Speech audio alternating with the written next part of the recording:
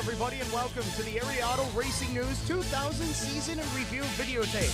From Dirt Motorsports, I'm Shane Andrews. Alongside of me today, the assistant editor for Area Auto Racing News, Kevin Kovac. Glad to have Shane along here for the first time at the Area Auto Tape. One of the most popular events at the Pennzoil Motorsports is the crowning of Miss Motorsports, and Chrissy Wiederhold had that honor this past year. Chrissy's from Schuylkill Haven, Pennsylvania. She was in the contest for at least 6 years without winning, so she was overjoyed when she got the crown this year. Now, part of her reign was, of course, going to selected racing venues throughout the Northeast, and she did an absolute fantastic job. She was one of the most popular Miss Motorsports in several years. Let's get into the racing. East Bay Raceway, Evanston, Florida, the king of the 360 Winter Nationals. Greg Wilson took that nasty flip at the start of the race. That's Texan Gary Wright in the number 9. He's always one of the fastest guys at East Bay. Wright passed Kelly Kinzer for the lead on lap number 9 in a non-stop race. And I'll tell you what, Kevin, these guys may be short on power, but they're sure fun to watch. The 1/3 mile track at East Bay is perfect for those size engines. Kenny Adams finished in second, Kelly Kinzer third, Tim Crawley fourth, and Terry McCarroll crossed in fifth. Volusia Speedway Park All-Star Sprint Finale. One of the most radical sprint cars ever to come out of any fabrication shop for Danny Lasowski, the Stuart Vernon Massey number 20 Eagle chassis. Had plenty of sheet metal on it. It looked like a modified almost from the back. Well, Danny Lasowski may have been getting all the headlines for the week, but Craig Delansky in the number 7 had Lasowski's number on the evening as he was just blowing this field away. Lasowski there in the number 7. He was a World of Outlaws 2 regular in the year 2000. The problem was just in this race, he didn't go with a hard enough tire for that very rough, hard track surface. And Danny Lasowski closes in on Delansky. You can see Delansky's right rear tire starting to go flat, and the dude can smell it. He knows it, and he sees it right now as Delansky's ride comes to a night, and that gives the win to the dude, Danny Lasowski. So $17,000 sweep for the week. Volusia Speedway Park late models, Donnie Barnhart of North Little Rock, Arkansas. I'll tell you what, Kevin, he put on a drive on the evening. Nobody could beat him. He led almost the entire distance, but he had a guy who was on his tail for a little bit. Got a famous name, too. That's right, that famous name would happen to be Tony Stewart, but Stewart had to get by another guy by the name of Terry Neal. Neal led early before Barnhart was able to get by and put himself between him and the rest of the field. As Tony Stewart started to challenge, he got up as high as the second position, but he faded back to 4th place at the end. Barnhart came across the line to win the race. It was the first ever American Late Model Series event at the Volusia Speedway. American Late Model Series is run by Earl Baltus of Eldora Speedway. And he had to be real pleased with over 70 cars on hand to qualify and take time. Kevin Gundacker finished in second. Billy Moyer crossed the line in 3rd position, your top 3 for the American Late Model Series. East Bay Raceway, the All-Star Winter Nationals. Ever wonder what it's like to push off a sprinter? Well, this is your chance. It's quite a rush. Take my word for that. Danny Lasowski, he was told by officials to shave some of the sheet metal off. 4 inches of that sheet metal had to come off because people were complaining it was getting a little bit too much aerodynamic edge. Scott Bonnell, he's on spin cycle in his sprinter as he takes a little bit of a barrel roll. Craig Rankin also caught up in that wheelie. A couple of other cars as well also flipped. Ronald Carney also involved, and Ricky Logan. The story of the night, though, it's the dude once again, Danny Lasowski in that number 20. I think Lasowski proved that the little bit of extra sheet metal didn't really make much of a difference. Well, when you put a guy like his talents in any kind of car, he knows how to make it go fast. And here he takes the lead away from Duncan and goes on to collect yet another win, 7 of 8 in Florida. The Dirt Modified Winter Tour, Volusia County Speedway Park, Barboursville, Florida. No, you're not seeing double. Brett Hearn in one car, Tony Stewart in the other. It's the second time that Stewart's driven one of Brett's cars down in Florida. 4 wide, they put the pinch on the Pillsbury number 1, but Tony Stewart ends up in the wall and applauds Andy Bacchetti. And he could have had a more famous guy giving him a little bit. Final laps winding down. Brett Hearn on the high side of Jamie Mills, and this was a barn burner till the end, but the Hearn number 3 ends up in the wall. An expensive night for his team. Jamie Mills had to hold off Kenny Tremont as Mills wins the opener for the Dirt Winter Tour. It was Jamie's first ever win in Florida.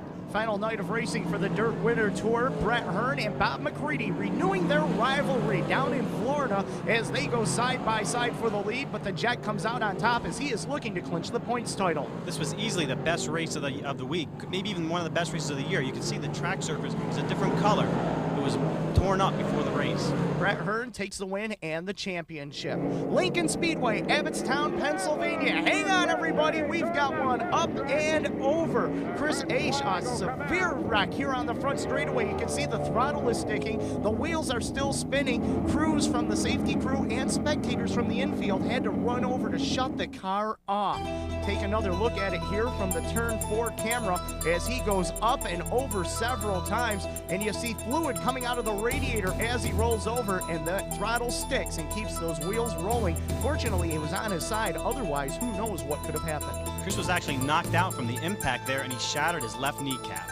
Esch would continue on for the racing season later after he recovered from his injuries. Freddie Raymer with the slide for life on Don Kreutz Jr. to pick up the win, a landmark feature victory.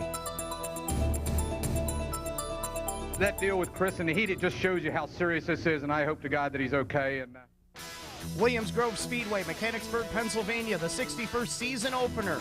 Len Thompson, not the way he wanted to start his season. Blew a tire, blew the drive shaft, and he also suffered a puncture wound in his foot. The number 77, Dave Ely, he was quick as fast as on, but he had some problems later on as there's a new kid in town looking for his first ever feature win at the Grove, and that would be Casey Kane. Kane, number 23, he's from Washington. Only a teenager, he became a star in the year 2000. Yeah, this is a real big race. You know, I've raced pretty good here a few times, and then I haven't a few times. And to come out here and I got my cousins back working with me, Willie Kane, and man, I've just had a great car ever since the year started. And to win here is a pretty big deal. Lindis Speedway, Jonestown, Pennsylvania, the season opener for the micro sprints. Mike Dicely won the 250cc sprint opener. He led from flag to flag. He's a car builder also in the micro sprints. Rick Koenig, a former micro star, returned and won the 600cc micro main. He spent the last couple of years running a URC Sprinter. Williams Grove Speedway, sprints and small block modifieds. Skip Jackson leads the way, but he has company closing in. Fast Freddie Raymer in the number 77. Watch Raymer on the gas. He'll wheel hop the slower car, keeping off the fences. He's driving with a lot of motivation. Earlier in the week, Freddie read a column written by Bev Thompson in Area Auto Race News that said, well, he thought that it said that he was getting a little bit old, a little bit gray. Well, if he was getting old and gray, he gets better like fine wine because he showed the field the fast way around. The Hamilton Motorsports number 77, his 100th sprint car win for owner Al Hamilton, and what a fantastic way to do it. you know, like I said, old Bev Thompson, she wrote me off this week in the paper. I myself can't believe that anybody that ignorant is smart enough to put a sentence together, but she definitely pissed me off. Small block modifieds also on the card this day at the Grove as Keith Brightville leads the way, but he's got one of the best in the business. Billy the Kid Pouch on the high side, looking to swing by for the lead. Brightville's making his first start as a small block modified regular, and he got a driving lesson from the Pouch. And Pouch, unfortunately, had ignition problems. He had to go to the pits, but he would be back out and make his way through the field, but it wouldn't be enough as another crafty veteran in the field, Kenny Brightville, would pick up the win on the day. Incidentally, this was the first race that Kenny and Keith competed in the same event. Burger Speedway, Saylorsburg, Pennsylvania, the season opener. Frank Palamita takes the win over a star-studded field, including his teammate, Terry Schaefer. This is a neat little quarter-mile track right outside of Nazareth, Pennsylvania. As they work their way all around the speedway, these cars showing a lot of power as Palamita in the number 44 would cruise home with the win. 47 cars were on hand to start the opening for Borders Speedway. Grandview Speedway, Bechtelsville, Pennsylvania. One of the finest speedways you'll find in Pennsylvania. It's part of the dual track series in Pennsylvania with Big Diamond Raceway. And some great racing taking place. Jeff Strunk in the number W9 doing battle right here, trying to work his way to the front of the pack. He had a little bit extra time to do it in this race. It was a 38-lapper because it was a 38th season at Grandview Speedway. Jack Hartnett, he brought out the red flag with the number 1 as he had a fire in his car, but that didn't slow down Strunk as he would race Victory Lane for the first time of the year 2000. It was the start of a big year for Strunk, who won the title at Grandview.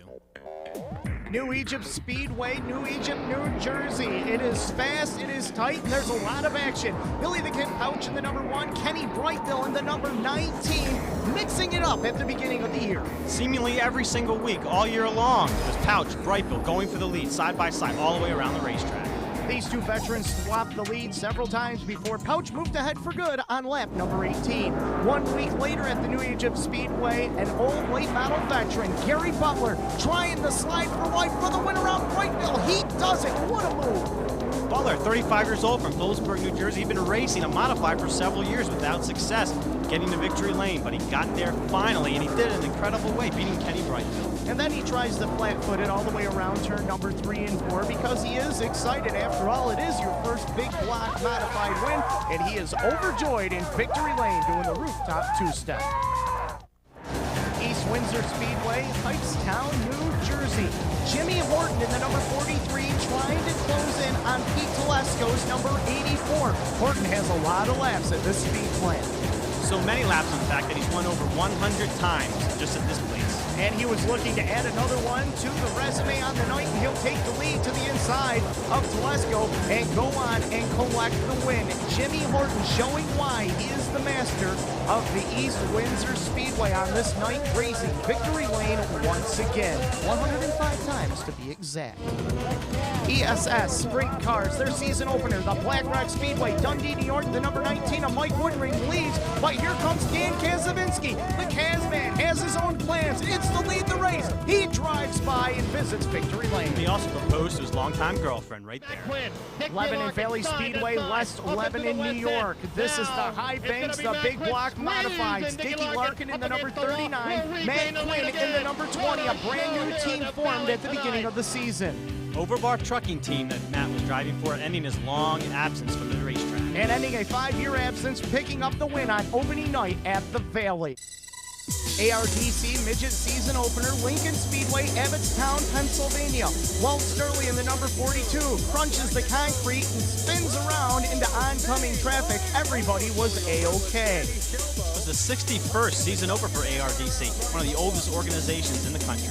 Brian Kovalars opened up his defense of the ARDC Championship title by picking up the win on this night in a very fast race car on a very fast surface. Let's hear what he has to say. Man, getting a win like this, if you guys know what we did over the winter, I mean, we had a championship winning car, but my car owner said that wasn't good enough, and we went out and bought 2 new Ford motors, and what a difference. I'm always one, I hate changes and stuff, but... Lee USA Speedway, Lee, New Hampshire, the season opener for the Busch North 150 lap event. The number 60 of Dale Shaw and the number 14 of Tracy Gordon paced the field on the start on this 3/8 mile oval. Dale Shaw was the one who jumped out into the lead when the race took the green flag, and he never looked back. 4 cautions slowed this event, but it wasn't enough to slow down Dale Shaw, as he is credited with the win, his first of the season, of course, being in the first race. Tracy Gordon finished in second as the number 60 of Shaw dances in victory lane. Selinsgrove Speedway, Selinsgrove, Pennsylvania. A very emotional night, the Kevin Goldberg Memorial Sprint Car Opener. Kevin Goldberg is still well remembered in central Pennsylvania. He perished in a crash last year in an outlaw race in Nebraska. His brother Brian had the honor of pacing the field around before the start of the race and then started on the outside of the front row. You know his heart was in the right place because Brian led numerous laps as he's showing everybody the fast way around until Lance DeWeese gets by for the lead. DeWeese ended the storybook run by Brian, who then hit the wall between turns 1 and 2. DeWeese ended up pulling away with Fred Raymer finishing second. Todd Schaefer crossed the line, finishing in third. I mean, a lot of people don't realize actually how dangerous this sport is and how quick it could end and turn around. And I just like to thank the Goldberg family for supporting us racers after the passing Kevin. And we all know how good a racer Kevin was and how good a person he is. And he's stepping his program up here this year, and I think he's going to be a tough competitor the rest of the year. Companion late model race, Scott Hawes in the number 33 led every lap of the way as he took the win in the late models. Scotty had one of the best years of anybody in dirt late model racing, racking up 17 total wins. Bobby Croup finished in position number 2. Big Diamond Raceway, Minersville, Pennsylvania. The start of the season was delayed 2 weeks by rain, but once they got it fired up, the fans were treated to a show. That's Tom Mayberry, who invaded the racetrack. He doesn't run there regularly. He was leading until Keith Hoffman came by in a brand new Troyer 4-lane car. And Hoffman and Mayberry put on quite a battle, but enter in Terry Meitzler in the number 14. He wanted to get into the mix to see what he had available for the top two. Meitzler was in another brand new Troyer 4-lane car. This one owned by Dick Beaver. At the end, though, it would come down to Meitzler and the number 5 of Hoffman doing battle. Hoffman tries to the high side. Meitzler keeps him at bay, but here we go, race fans. Hold on to your seats. Hoffman drives by on the inside. Meitzler stays right with him. As they go into the turn, the pick and roll possibly? Yes, it will work for the Hoffman number 5 as he collects the win on opening night at Big Diamond. And he will show his appreciation by waving that checkered flag. Silver Spring Speedway, Mechanicsburg, Pennsylvania. This video has everything. In-car camera from the pace car. ARDC Midgets, they are up and running. Ray Bull, the 29-year-old chauffeur, took the lead from Tim Dietz on lap number 14, and he ran away from the field. He's a former microscope. He dominates the ARDC dirt races. He drove for Spike Gillespie's car in the year 2000. Super Sportsman feature on the Speedway. Mark Smith in the number 25 passes Jim Shuttlesworth with 2 laps remaining to record the first win of the season for the Super Sportsman. The Dirt Big Block Modifieds, the Advanced Auto Parts Modified Super Dirt Series Rolling Wheels Raceway, Elbridge, New York. Billy Decker, he was the man on the day. Brand new car. Wasn't even painted, a brand new Olson 4-lane car. He led 183 laps to take the win the season over on the Advanced Auto Parts Modified Super Dirt Series. Williams Grove Speedway, the Gum Out World of Outlaw 2 Support Series. A good car count on hand, a little rain, the first 2-day show of the year. Yeah, it was a very, very long night. It wasn't supposed to be 2 days, but the rain made it that way. They put the cars out on the track at about 25 after 11 before the heat races were even started. Fast Freddie Raymer, the track stayed tacky, and he showed the boys the fast way around on home turf. He didn't show too many fans a fast way around, though, because more than half of them left because the race was running so late. It sure was a late night. The feature finally got the checkered flag around 3:24 a.m. in the morning. Raymer led every lap. Dave Ely finished second. Flemington Speedway, Flemington, New Jersey. The late models are on the speedway, and we've got a crash while battling for the lead. It's Richie Coy in the 12 and Jimmy Wismer in the 7A. They tangled going into turn 3, letting Phil Cox take the lead. Cox would hold on and hold off all competitors as he would pick up a record 45th late model win at the speedway. The Modifieds were also on hand that night, ready to do battle, and wow, what a wily one this was. Kenny Bren, right off the start, smashes the inside wall, brings out a red flag, but he was uninjured. This is one of 2 red flag periods during the race. Of course, Ken Bren, he was A-OK. A little bit later on, a 14-car pileup in turn number 2 sent everybody scattering. Yeah, no injuries in this accident, though. This race was part of the Penn Jersey Series 50 for the Modifieds. It's a combination between Flemington and Mahoning Valley Speedway, which drew a lot of cars to the racetrack. John Blewett III driving the orange car. Boy, I'll tell you what, he was fast and he picks up the win. He holds off Pete Britt to take the victory. A very somber year in racing as we lost a true competitor and champion, the monk Lou Lazzaro. A Fonda Speedway competitor for 5 decades and winning in each of those decades. Fans, family, and fellow drivers celebrated and remembered the life of Lou Lazzaro at the Track of Champions. On the night, Seth Gano at the Fonda Speedway was looking to pick up his first win in over 4 years at the Track of Champions, but he had a lot of competition to hold off. Gano outran Timmy Clements to get an emotional victory. Well, it's very special to me. It's the second win of my career here, and you can't pick no better night to do it than on this night right here. Utica Rome Speedway, Vernon, New York, the 358 Modified Super Dirt Series opener, the Doctor, Danny Johnson, and the Wild Child, Andy Bacchetti, doing battle for the lead. The Doctor with the preferred line, Bacchetti loops it after hitting the berm. That move completed Danny's charge from the 20th starting spot to the lead and launched him into a big streak on the Super Dirt Series. A great view from the push truck, Hagerstown Speedway, Hagerstown, Maryland. Preliminary races for the World of Outlaws. Tyler Walker, he's on fire. He burned his hands when our fuel line ruptured early in the night. Greg Hodnett would be up in front leading the way with the number 22, Jack Haugenchild, giving chase. A scary moment here as Danny Wood flips and exits the speedway. He wasn't injured, however. Racing resumed and everybody was clean and green, and now Mark Kinzer in the number 5M challenging Hodnett for the lead, a potent combination for that Mopar team. As that battle raged on, right behind Christy Passmore, a Midwestern female racer, Lance Blevins flipped wildly but without injury. Both of those drivers were able to walk away once the race resumed. Greg Hodnett put some distance between himself and Mark Kinzer, but Kinzer was able to close the gap as the laps ticked off. But Hodnett showed the strength on the night, coming back from a shoulder injury that put him back in victory lane for the first time in quite some time. New York State Fairgrounds, Syracuse, New York, a bit of a historic moment, if you will, as an upstart, the USNA, United Speedways of North America, sanctioned their first race. Jimmy Horton, Billy Decker, some of the drivers who were took part in the first race, and Brett Hearn.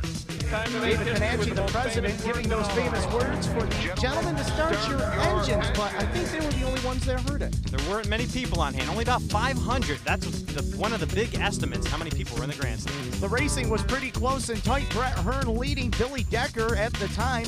Decker would end up getting the lead, but then have trouble with a slower car as Seth Gano, as Gano blew a tire, taking Decker out into the wall. This is the same car that Decker won the Syracuse 200 with at the New York State Fairgrounds during Super Dirt Week. This allowed Dave Camara in the number 26 to grab the lead, with Jack Johnson giving chase. The laps would tick off and Dave Camara would have to hold on as Brett Hearn's number 3 came back through the pack. But Brett's day came to an end soon after that with engine problems, leaving Camara to just defeat Jeff Trombley to the line. And Dave Camara collected $30,000 for his efforts for the first USNA Syracuse 200 feature event. Back to the Big Diamond Speedway, Minersville, Pennsylvania. The number 19 of Tom Undenhauer had a fantastic night with his ride. Former Street Stock and Sportsman star held off Jeff Struck, one of the top guys at Big Diamond, for his first ever victory at the race. The 35-year-old driver showed him the fast way around and collected the victory. Tioga Speedway, Owego, New York. The Richie Evans Memorial Modified Race, and what a race this would be. The team cars of George and J.R. Kent leading the way. Lee Short was right on their bumper. This is the last lap, 3 cars battling for the win. And it would be J.R. Kent beating his father to the line. Greenwood Valley Action Track, Millville, Pennsylvania. The micro sprints in action, and these guys put on a show. 1/8 mile track was the site of one of the first races on the Eddie Sanders 250cc micro sprint series, a new little tour for the 250cc micro. 52 cars were on hand, and Blaine Heimbach in the number 11K, he was the victor when the checkered flag fell, taking the win. Dirt Hall of Fame, Cayuga County Fair Speedway, Weedsport, New York, induction day to the Dirt Motorsports Hall of Fame. Jack Murphy is inducted. Also inducted on the day was Bobby Boccia. Joining them as well was Lou Blaney. Lou was unable to be at the inductions as he was at a race. Also getting a special award was Jack Veach on the left here in the Leonard J. Sammons Award, which goes to an outstanding official on the circuit. Kenny Tremont Sr. also received the Mechanic of the Year award on the racetrack. The Hall of Fame 100, the Dr. Danny Johnson led all 100 laps for the big block division. Rolling Wheels Raceway, Elbridge, New York, the fast track. The World of Outlaws are in town. Stevie Smith and Sammy Swindell doing battle up in front on this rain-plagued night. Showers delayed the racing events several times during the night, but they didn't stop the sprint car feature from being finished. Stevie Smith, he picked up the win even though his neck collar was in his steering wheel. Shippensburg Speedway, Shippensburg, Pennsylvania. The Eddie Saunders 250cc micro sprint feature. And a great race this was as Jimmy Brookins led every lap. Brookins is a very interesting story. He was paralyzed from the waist down in a motorcycle accident several years ago, and he drives with hand controls. It doesn't hamper his duties as he picked up the win on the season and does the victory lane interview. Kutztown Fairgrounds, Kutztown, Pennsylvania. Micro sprints in action. Steve Buckwalter with the win, and he positions his car just right in victory lane for the photographers. By yourself, Steve. Port Royal Speedway, Port Royal, Pennsylvania. The All-Star Circuit of Champions in town taking on the local Pennsylvania posse. Good field on hand for a special midweek event. Being up in front isn't the place where it seemed to be safe, as Lance DeWeese led a majority of the race, but he had mechanical problems that knocked him out. Shawn Michael, he was running in second, and he had to close in on Kenny Jacobs in the number 6. There's Michael passing Donnie Kreitz for second place, and he tears after Jacobs. And on the restart, Jacobs just doesn't seem to fire like he should, as Michael able to take over the top spot and put his machine up in front with the Kreitz 69K and the Raymer 77 giving chase. But at the end, it would be Shawn Michael picking up the win. Not bad for the first time behind the wheel of the Zemco Sprinter. Michael was hired by owner John Zemaitis to drive the Zemco car for the remainder of the year after this first ever win in an all-star event. And they forged a great friendship and tore up the Pennsylvania circuit. East Windsor Speedway, Hightstown, New Jersey, the Bill Nichols Memorial 50.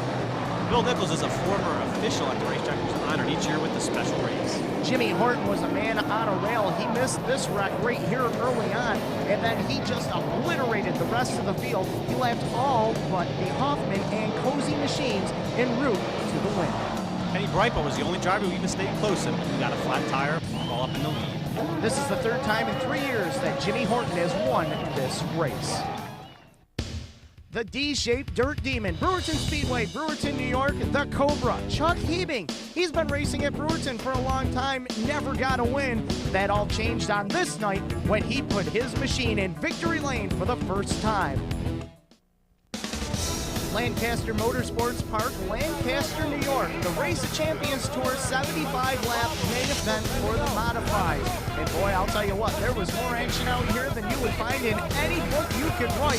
Tim Mangus in the number 93 and Tom McGrath getting together. That's when all the fun started. That action happened late in the race, and there's Mangus showing his displeasure with the incident, and he was put to the rear, and so was McGrath. And both of those drivers would make their way back through. But on this night, Carl Heron, the number 59, he would be the man to beat as he races with Tim Mangus right here back up at the top of the track. On the last lap, Mangus actually was able to pull ahead going into turn 3. But then McGrath comes right back down on the inside as Mangus pushes up the racetrack. And Carl Hare takes the biggest win of his racing career. And then both of those drivers are in victory lane and they give each other a high five to celebrate. Grandview Speedway, Bechtelsville, Pennsylvania, modifies and URC sprints. Jeff Strunk in the W9 and the number 88 of Mimi DeSantis dueling it out for the win. Mimi in the Moose Eisenhower car couldn't keep up with Jeff, who won again. Another racing in victory lane for Strunk. URC sprints in action. Brian Siddell, the eventual URC champion, challenged by George Suprick in the number 87. Suprick was a rookie on the URC tour, and he was very impressive. But Seidel was a little bit better all year long. And Seidel, he'll keep it on the low side, and he'll hold off the challenges from Suprick and grace victory lane and get his picture taken with a pretty girl. Wall Stadium, Belmar, New Jersey. The modifieds in action on this tight little bull rink. And wow, there's plenty of action coming up right here. Sam Russo going through the infield. Sends a photographer moving away from that little barrier. I'd be running away too if I was him. Charlie Craven Jr. of Toms River, New Jersey becomes the first repeat winner of the season.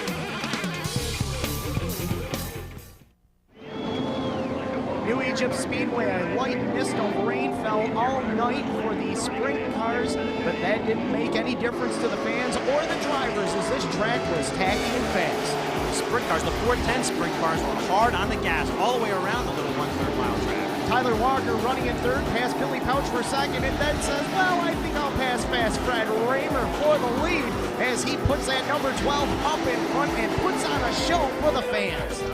Walker got a nice little prize in victory lane.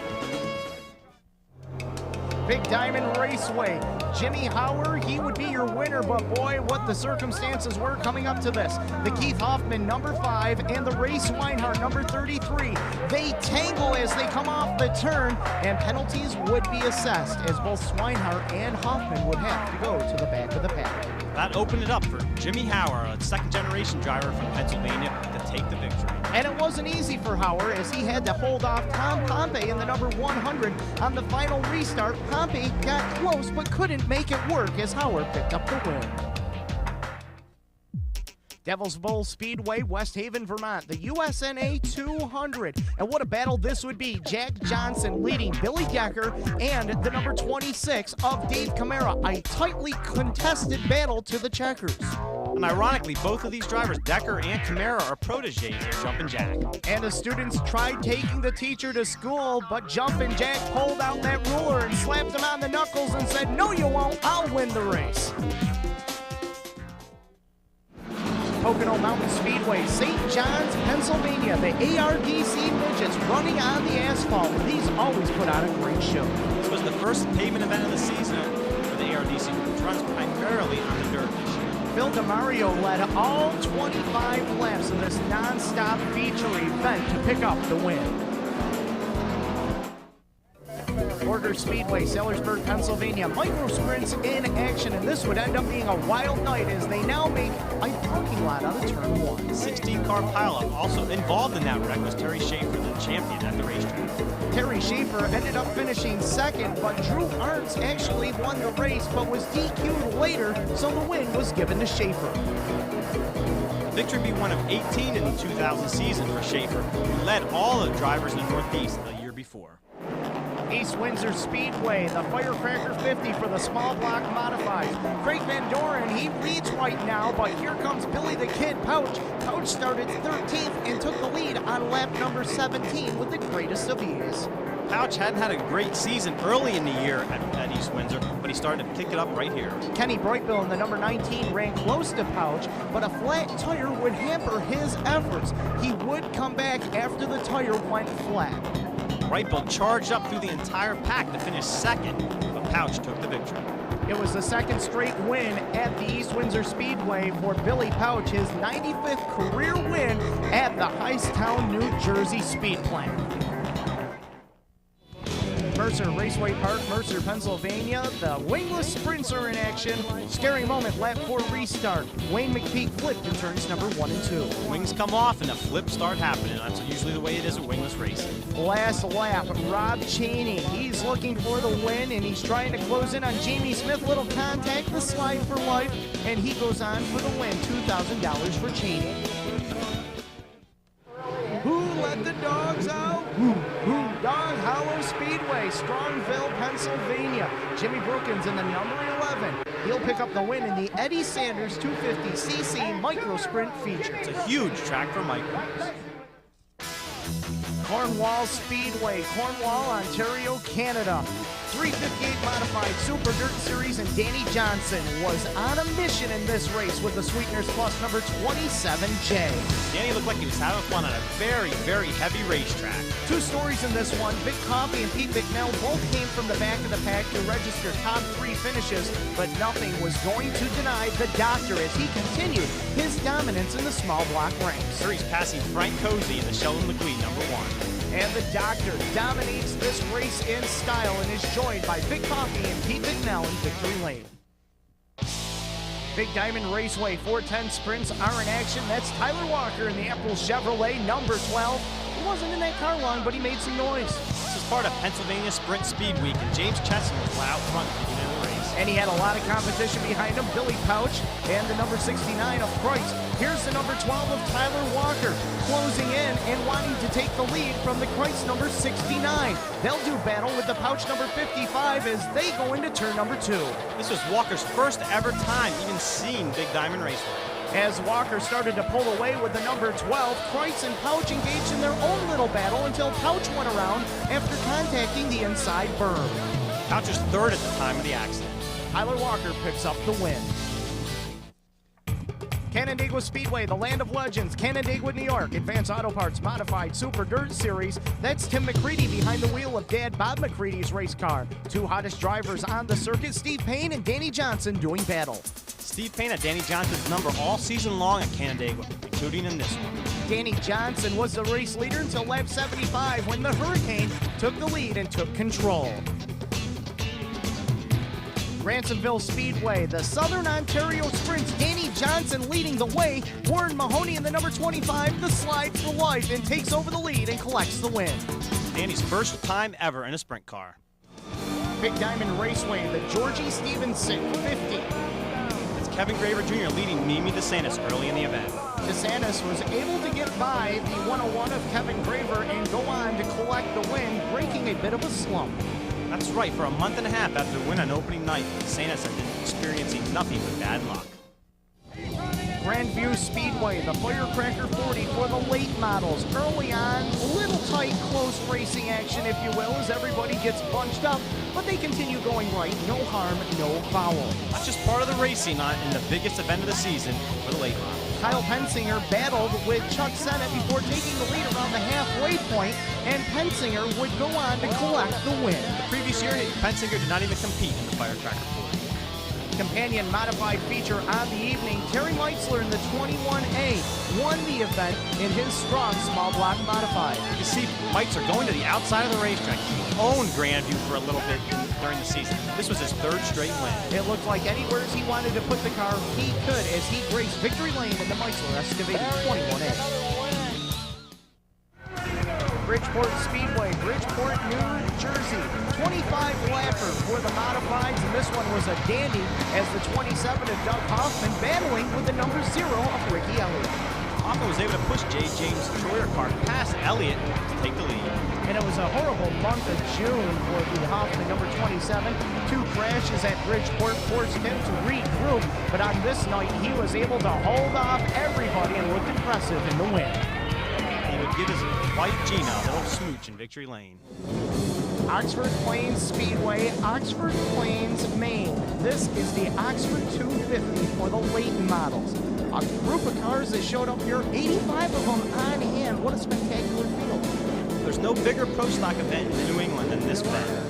And what a way to do pit stops as everybody splits to either pit on the front stretch or the back straightaway at the Oxford Plains Speedway. A guy to keep our eye on, that's the number 10 of Ralph Nason, 60-year-old chauffeur of that machine. He's been running in Maine for a long time. He's a legendary figure in the area. Wholesale pit stops coming up. A lot of guys chose to pit early, seeing how the pit strategy would come into play as this race went on.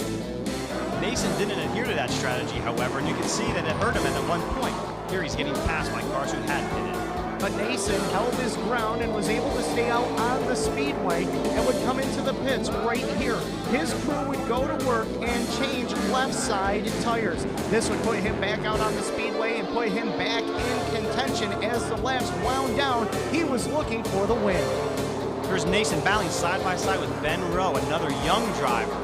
As the race started to get into the darkness and the lights came on, Ralph Nason brought it off the turn and he picked up his third straight late model 250, a win and a value of over $40,000. That's a cigarette hanging out of his mouth in victory lane.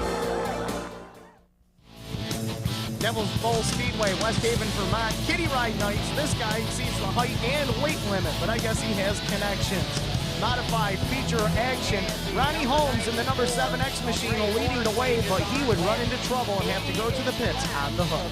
Ronnie was driving Andy Romano's number 7X. Vince Plenville Jr. in the number 78. He was able to hold on and he won the 100 lap 358 modified feature special on the evening. Rolling Wheels Raceway doubleheader, a 25-lapper, and then a Super Dirt Series 100-lapper. Here's the 25-lap event. Brett Hearn leads. Danny Johnson hounding him like White on Royce. This rivalry knows no bounds or limits. The Doctor with the slide job. It throws a little sand in the dust as he collects the win in the 25-lap feature event. And then, of course, Danny Style does the win picks. He's always extremely happy when he beats Brett Hearn. In the 100-lapper, Jeremy Corcoran took this wild flip down the front straightaway and ended up in the infield. The car was destroyed. Fortunately, Jeremy was A-okay. Danny Johnson looking for the double on the day, had the field covered, but the Hurricane Steve Payne was starting to close the gap. But it would be the Doctor, Danny Johnson, once again celebrating on top of his modified. These people here tonight are the CBS crowd, which a lot of you have seen on television, and they're over here doing the truck race at Loudon this week. So the Winston Cup part of CBS is done. You guys ought to be proud of this guy. He represents this part of the country really well, does it with honor and pride. So here he is. Thunder Road International Speed Bowl in Barrie, Vermont. Frank Stoddard being honored by his driver, Jeff Burton. Late models in action. Phil Scott in that number 14, putting on a great race for the fans. Thunder Road is an incredible racetrack, a small little quarter mile, but they get around there unbelievably. Phil Scott took the lead from Eric Williams on lap 33 of the 40-lap feature. New Hampshire International Speedway Winston Cup weekend, a garage shot of eventual Winston Cup champion Bobby Labonte. Mark Martin and his team talked things over with Jeff Burton and his team. Elliott Sadler in the number 21 coming out for practice, but a sad weekend for all the drivers and fans as Kenny Irwin lost his life a few weeks after Adam Petty. I have a statement that we received as of 2:14 p.m. this afternoon from Concord Hospital. NASCAR Winston Cup driver Kenny Irwin, 30, passed away today due to multiple injuries sustained in a practice accident at New Hampshire International Speedway. I'm thinking, what the hell am I doing up so greasy-ass racetrack? You know, banging fenders around these guys after I just come off this beautiful vacation with my wife, and she looked wonderful and had a great time, and here I am clearing tire rubber out of my eyeballs and grease out of my fingernails, and friends getting killed, and I'm like, these are the days that make you not want to do it, I'll tell you that. And it really make you question why you're doing it. NASCAR Featherlight Modified Tour race on the same speedway up in New Hampshire as the field readies to go racing, a very fast and competitive division. There was no more competitive race in the entire season on the Modified Tour. There were 31 lead changes among 10 drivers in this 100-lap event. John Blewett III, he had the field covered though in that number 77 as he picked up the win. He held off the challenges of Mike Christopher's number 11 in the final lap to take his first victory for car owner Kurt Chase in the Modified Tour. Albany Saratoga Speedway, the USNA 200. Jack Johnson, Billy Decker, Brett Hearn, and the whole gang back in action once again, and it would come down to those three. Decker and Jack both had to go to the rear early in the event for flat tires, and here Decker back into the lead in the last lap. With 3 laps remaining, a quality battle took place, but Decker was able to pull away. Jack Johnson wanted a piece of the top 2 action. Here he challenges Brett Hearns, number 3, gives him a little nudge, and then gets by to take over position number 2. But it would be Billy Decker collecting the win in the USNA 200 at the Albany Saratoga Speedway. Selinsgrove Speedway, Selinsgrove, Pennsylvania, double bill of late models and sprint cars. Chris Shuey, the number 21, he went on to win the late model feature. Scotty Haas following him, but he was not even close enough to challenge. Shuey led every lap en route to the victory.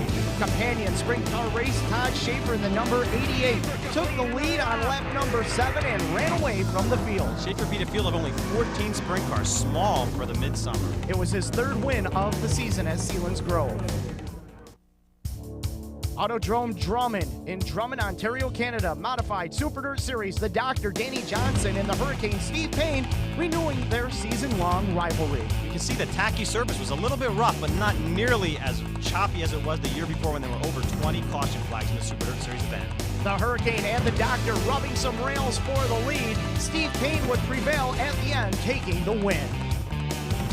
Autodrome Granby Big Block Super Dirt Series race, Steve Payne did not enjoy the success he had the night before. Steve Poirier and Tim McCready doing battle early on in this 100-lap feature. Poirier is one driver to keep your eye on. He's the most talented driver to come out of Quebec in years. Danny Johnson chose the hard tire compound, and here he tries to run down Brett Hearn in the Budweiser number 3 for the lead.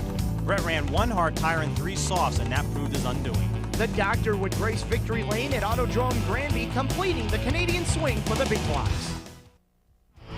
5 Mile Point Speedway, Kirkwood, New York, the 50th anniversary special. Ryan Godown, he leads the way, but he has Jim Cron, a regular at the 5 Mile Point Speedway, all over him. Godown, he competes regularly at East Windsor and New Egypt. Tony Ross in the number 36 took the big win in the big payday in the 50th anniversary special. The 99 5 Mile Point champ earned over $3,000. Orange County Fair Speedway, Middletown, New York, the 358 Modified Super Dirt Series event.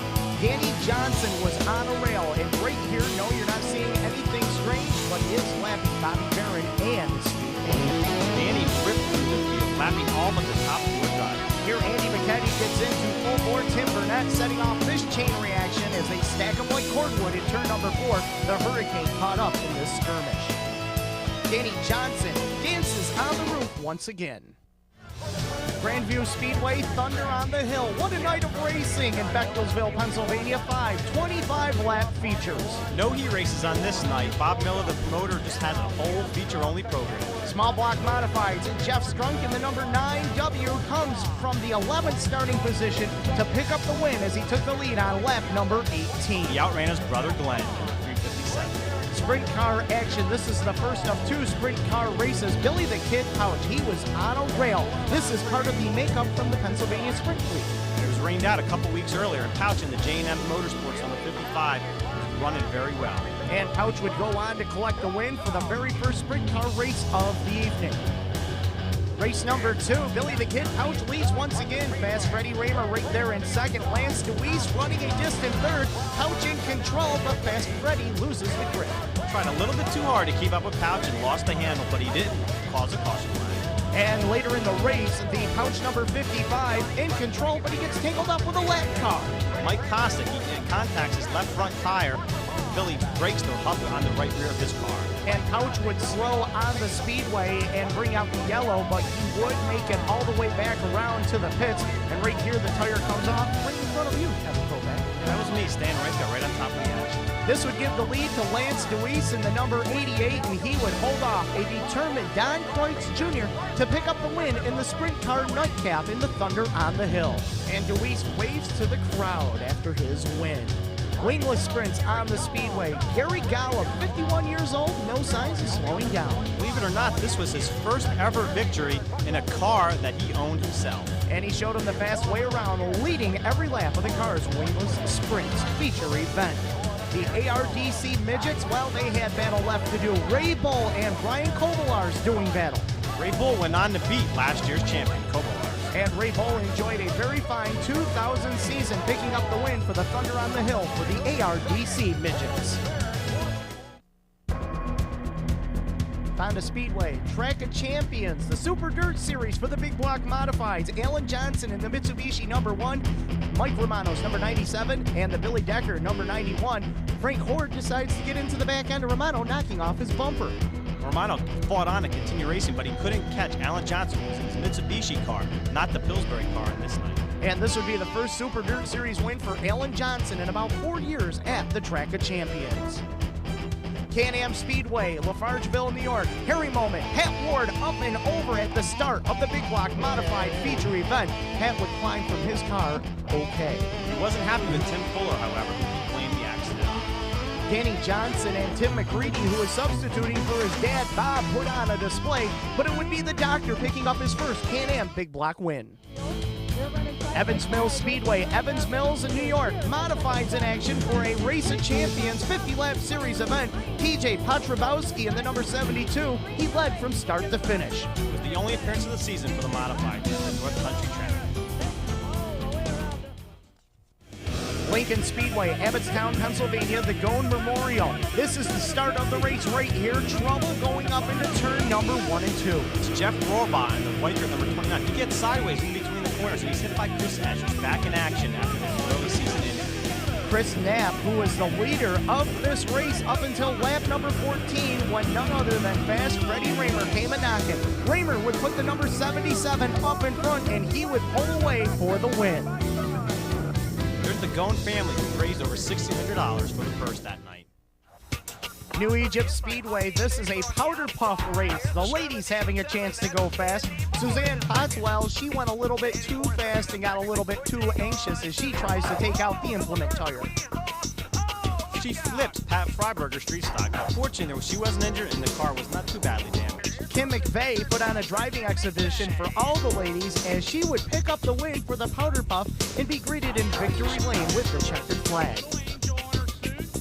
Modifieds up next, Billy the Kid Pouch looking for the lead around Tim Tanner Jr., and he would grab it with the inside move and then pull away. It took him until lap 23 to get the lead. Young Tanner put up a good fight, but he was not a match for Pouch. This was 9 wins in a row for the Kid at the New Egypt Speedway. Complete dominance in 2000.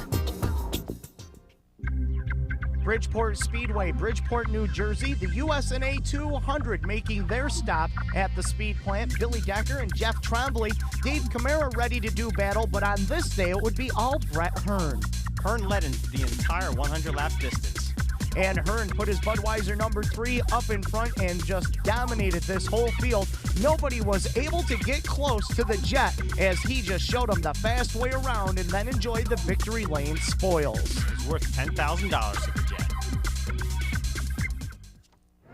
Afton Speedway, the 358 Modified Super Dirt Series. The question on everybody's mind was Danny Johnson able to win 6 100-lap events in a row? Here he passes Alan Johnson for the lead. Danny started 13th, which made some people think that maybe this would be the night he couldn't keep the streak intact, but he didn't. Dale Plank had a great run, finishing in 3rd as Alan Johnson crossed in 2nd. Fulton Speedway, Fulton, New York, the Big Block Modified Super Dirt Series race. Danny Johnson and Bobby Barron swapping some paint, and then they'll do it one more time up in turn number 3 and 4, and this is just a heat race. Barron obviously showed he wasn't going to be intimidated by the doctor. And he would not be with 2 to go. Barron leading the way. The doctor took a look underneath, but Bobby Barron would not be denied picking up his 3rd career Advanced Auto Parts Modified Super Dirt Series qualifying race at the high banks of the Fulton Speedway in front of a capacity crowd. He waves that checkered flag. Williams Grove Speedway, Mechanicsburg, Pennsylvania. The PA Posse defending home turf as the traveling band of gypsies known as the World of Outlaws come to town with their potent machines looking to take the laurels. Things looked good for the Posse as Lance Deweese took the lead at the start of the event. Todd Schaefer in the other number 88 right behind Deweese having a good run as well. Sammy Swindell not too far behind. But this night right now belonged to Deweese as he was out in front as Sammy Swindell being challenged right now by the number 12 of Hodnet as they go into turn number 1 and 2. A little bit of an incident. And there was problems. Lance Deweese and Todd Schaefer, the top 2 Pennsy Posse guys, were in the tank. And Deweese would be knocked out of the race and knocked out of contention with his number 88. That handed the lead to Sammy Swindell, but he would have to hold off the challenges of the king, Steve Kinzer, over the closing laps as Swindell would pick up the win for the World of Outlaws. The Pennsylvania fans don't like it when the Outlaws beat their posse. Roaring Knob Speedway, Markleysburg, Pennsylvania. This is a fairly new racetrack out in Western PA, and this was their biggest event of the year. And this was for the late models, a 75-lap Summer Sizzler, $7,500 to win, and a good showing of cars. But Scott Rhodes led the way, lapping almost the entire field. His biggest challenger was Lynn Geisler, a big Western PA star. He's in that number 1 Cochran car. And there's Rhodes passing him right on the outside. And Rhodes would collect the $7,500 and pick up the biggest payday of his young racing career. New Egypt Speedway, the Advanced Auto Parts Modified Super Dirt Series, Big Block Modifieds. What a night of racing here at the Speedway, and it belonged to one man, and that is Billy the Kid Pouch. Pouch used his home track edge to the fullest. The track was a little bit choppy, and some of the outsiders weren't exactly ready for that, but Pouch was bouncing right over the holes. Danny Johnson switched cars after a consolation race tangle, and he got up to 6th place to solidify his position atop of the Super Dirt Series points. But Billy Pouch, he was on rails, and he collected the win at New Egypt Speedway. Williams Grove Speedway, Mechanicsburg, Pennsylvania. Danny Jones in the number 99, a bit of a scary moment as he flips out of the ballpark in his heat race action. This was in a 410 qualifier. It wasn't the end of his night, though. He was uninjured, and he came back later in the night in the 358 sprint car action. He was able to shake the cobwebs off from that barrel roll in the 410 sprints, and he went on to collect the win in the 358 sprint cars. That's a kind of neat thing to see, from the flip to victory lane, but in 2 separate divisions. Jones dedicated his victory to Terry Leininger, a former driver of the car that Jones was in. 410 sprints, Chris Esch, he is in the 17E, looking to win his first feature event back at the Grove since he was seriously injured earlier in the season. Esch isn't even fully recovered at this point from that injury. He's still limping around in the pit area. Big Diamond Raceway, URC Sprint Small Block Modified Combination. First up, the Modifieds, Craig Von Doren, showing why he knows how to get around the Big Diamond Raceway. Von Doren was an East Windsor regular all season, but decided to drop in on this Friday night just to get prepared for the Cold Cracker coming up a couple weeks later. Dwayne Howard led until lap 11 when Von Doren went by for the win. Sprint car portion, George Subrick in the number 87, looking to pick up his second win of the season, and he is having a fine run out there on the surface. Subrick's a URC rookie. He had a great run at what's basically his hometown racetrack. He's from Clark Summit, Pennsylvania, only about an hour from Big Diamond. Celebrating in a Juan Montoya fire suit he bought off of eBay. Grandview Speedway, the Forrest Rogers Memorial 50. This race named after the founder of the Speedway. Keith Reipel survived an accident on the first lap of the race. Battle up in front, Mimi DeSantis in the number 88 brakes while going for the lead. Jeff Strunk then took up the chase of John Kellner, leader, and Ed Akins of the 116. And Kellner couldn't hold on as the Strunk number W9 was just too strong on the evening as he would go on and collect the win in the Forrest Rogers Memorial number 50. Seemed like any time I picked up a copy of Area Auto Racing News, Strunk was seen in Victory Lane doing the roof dance. Strunk celebrated his second career win in the Forrest Rogers, his first since 1990. Merivale Speedway, Thorold, Ontario, Canada. The 358 Modified Super Dirt Series event. Can the Doctor continue his streak? In order to do that, he is going to have to beat a very stout Steve Payne. Well, it didn't take Danny long to get to the front. He started 8th and he was in the lead for 26 laps. And the Doctor here going by Payne for the lead and going on to collect the win. This would make how many in a row, Danny? That's right, it would be 7. Ransomville Speedway 358 Summer Nationals. Danny Johnson looking for 8 wins in a row on the small block series. Could he do it? He'll have to beat Steve Payne, but this time he's on his own turf. A great move to get around Brett Hearn. I'll call that one of the moves of the year, that crossover on Brett Hearn. A few laps later, this tangle in turn number 1 took out Gus Schmidt, Tim Fuller, and Gary Tompkins driving to back up number 27 as Danny Johnson was in his own number 27, Jay, and then the rains came. It was a very strange event. The rain came several times and slowed the event down, so they had to dry the racetrack down, but they kept going, never left the racetrack. And it never stopped. Danny Johnson winning his 8th straight on the Super Dirt Series Tour.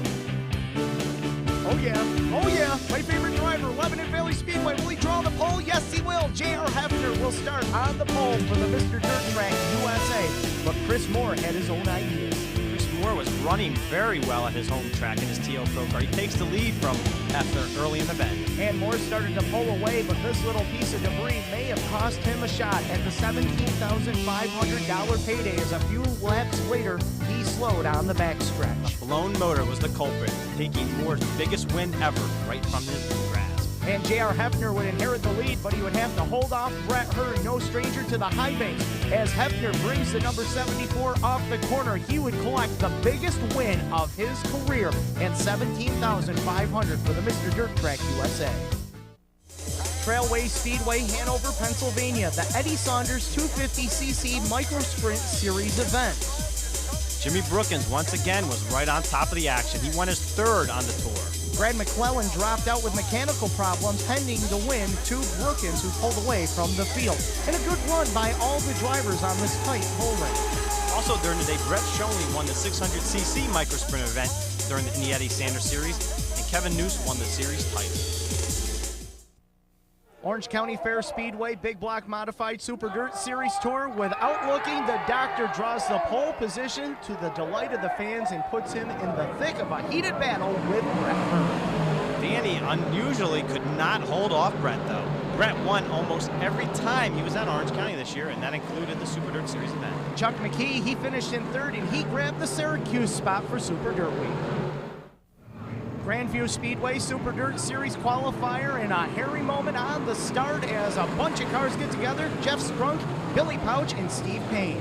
There's some discrepancy in exactly what caused that. Pouch coming down, Strunk going up. It looked like it was a racing accident. Billy Pouch climbed from his battered machine. He was A-OK, but the car was not. Steve Payne, also heavy sheet metal damage. He was able to continue. Frank Cozy and Alan Johnson, classic battle. The race was sponsored by CarQuest, so it was no surprise when Frank Cozy, CarQuest car, was up in the front. First time since 1994 that Frank Cozy won a Super Dirt Series race, putting him in the field at Syracuse. Port Royal Speedway, Port Royal, Pennsylvania, a Thursday midweek show for the 410 sprinters. Always excitement when the sprinters are in town.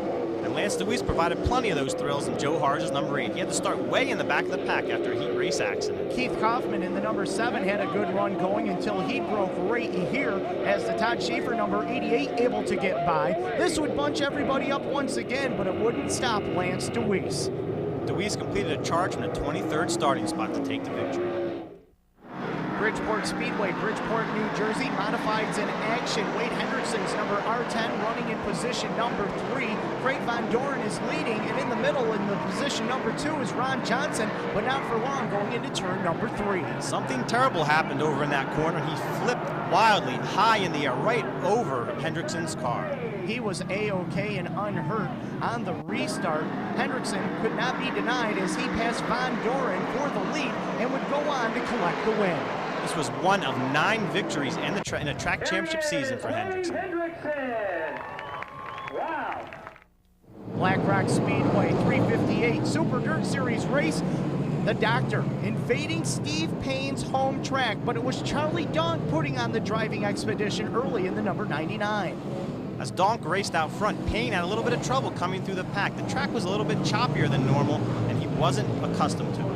The Doctor, Danny Johnson, was on cruise control, closing in on the Donk number 99. All of a sudden, something happened to Donk. He slapped the wall. Danny Johnson's your leader.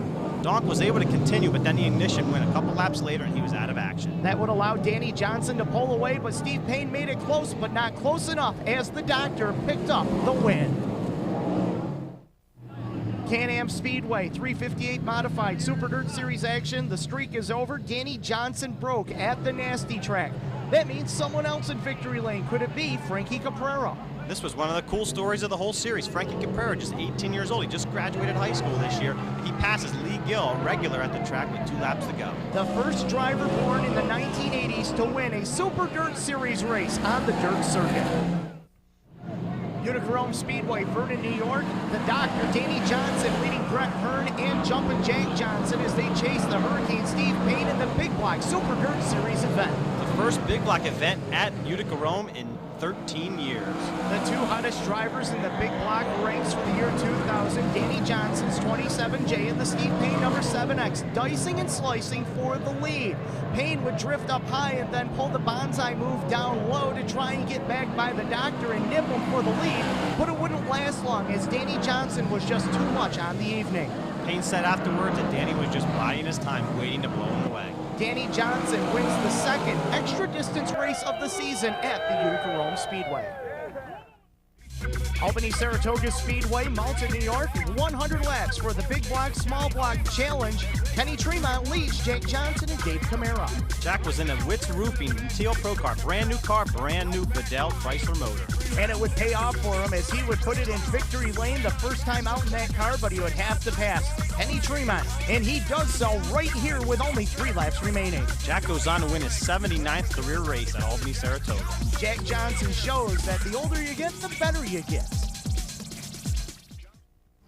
Williams Grove Speedway, the Gumout World of Outlaws 2 Division Series, and a nasty flip for Shawn Michaels. He was almost into the infield when that car went over. And a fire for the Todd Schaefer number 88, quickly reacting and getting out of this car. Schaefer suffered some burns on his fingertips and his feet, but the car, it was still moving. He hadn't put it out of gear when he ran out of it, and you'll notice that the car kept rolling down the racetrack. And the safety crews will meet and greet it and put the fire out. Another scary moment on the speedway, though. This time, when the cars are up at full speed, Jason Myers trying to take out the catch fence, barrel rolling down the front straightaway. He was uninjured. California nearly hit the flag stand. Paul McMahon in the number U2 machine came into Williams Grove looking to fulfill a dream, and that was to win his first feature event, and he does it. Whip City Speedway, Westfield, Massachusetts. The ARDC Midgets are in action, and like I've said it before, these guys put on a great show. It was an unusual sight seeing ARDC in Massachusetts. It was their first appearance on dirt in the state in 25 years. Kevin Bastian in the number 8K would go on to collect his first feature win. He passed Steve Craig for the lead on lap number 6 and never looked back. Penn Speedway, Susquehanna, Pennsylvania, the spectacular 50 laps and a track championship to be decided by Brian Weaver and Butch Tittle.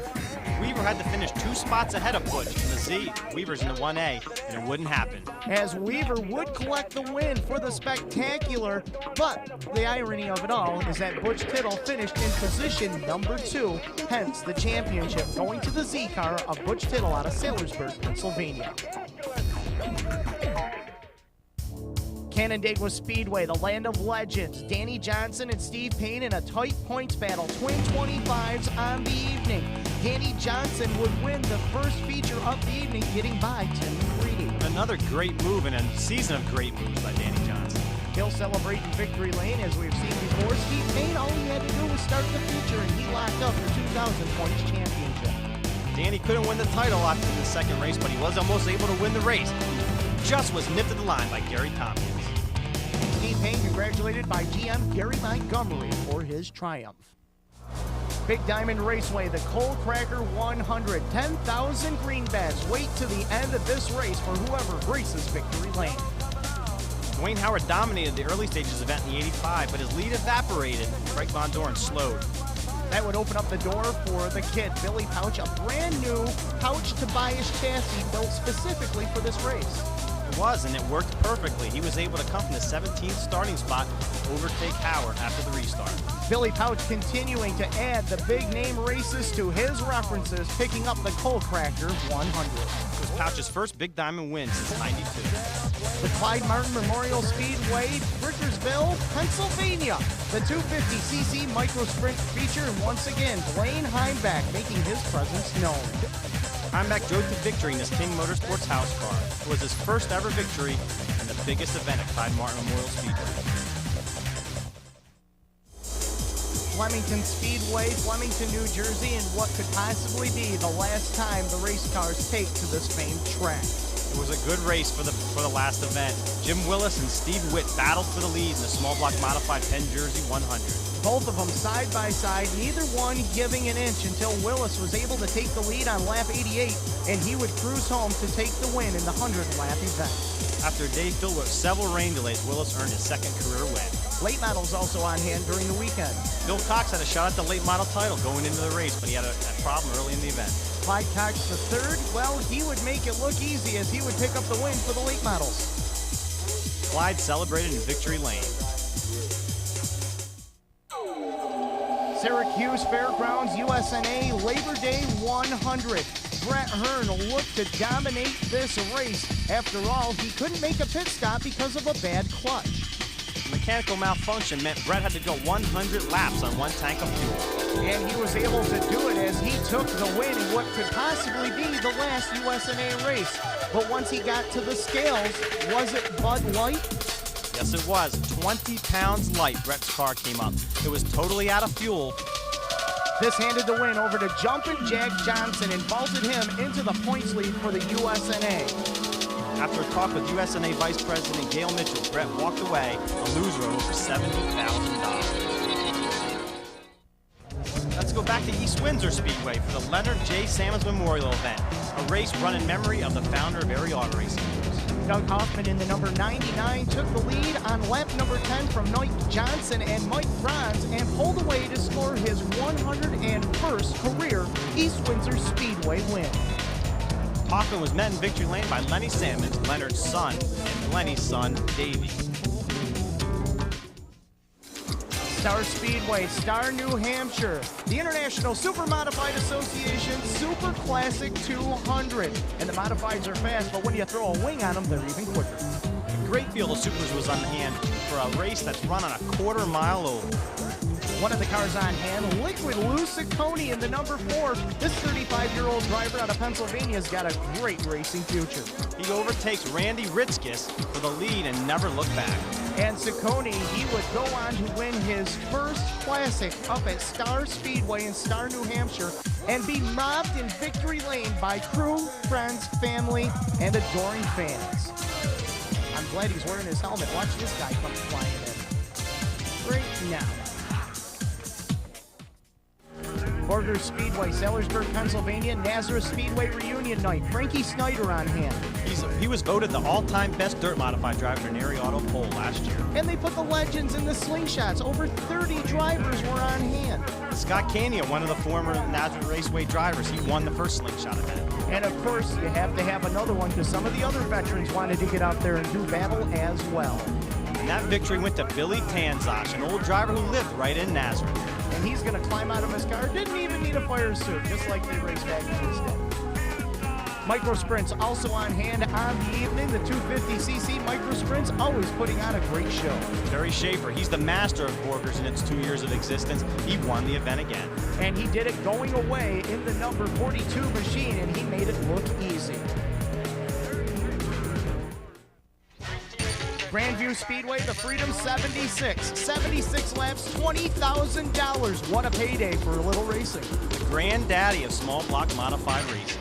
The question here, could Billy Pauch tighten the purse strings once again? Here he battles with Craig Von Doren for the lead and puts that Pauch Tobias chassis up in front. Despite 20 caution flags slowing the event, the battles up front were incredible. This Pauch Von Doren one went right down to the wire. Von Doren would have to settle for second, not the place where he wanted to finish, because Billy Pauch, in a specially built car for these big races, did it once again, picking up the Freedom 76. Von Doren slid to the outside, tried to block Pauch, and Pauch went right down to the inside.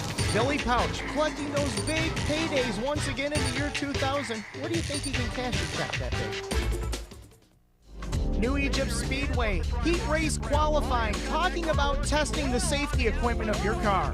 This is Mark Bittner. He digs into the track, flips wildly all the way into the first corner, and lands against the guardrail. He was A-OK and was able to walk away after that nasty wreck.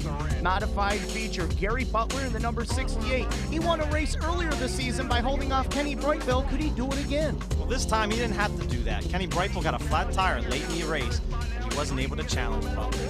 Gary Butler, a former late medal driver, won his second modified feature of the year at the New Egypt Speedway. And anytime this guy has won, he's been exciting. And this time he will do the ceremonial donut making on the front straightaway.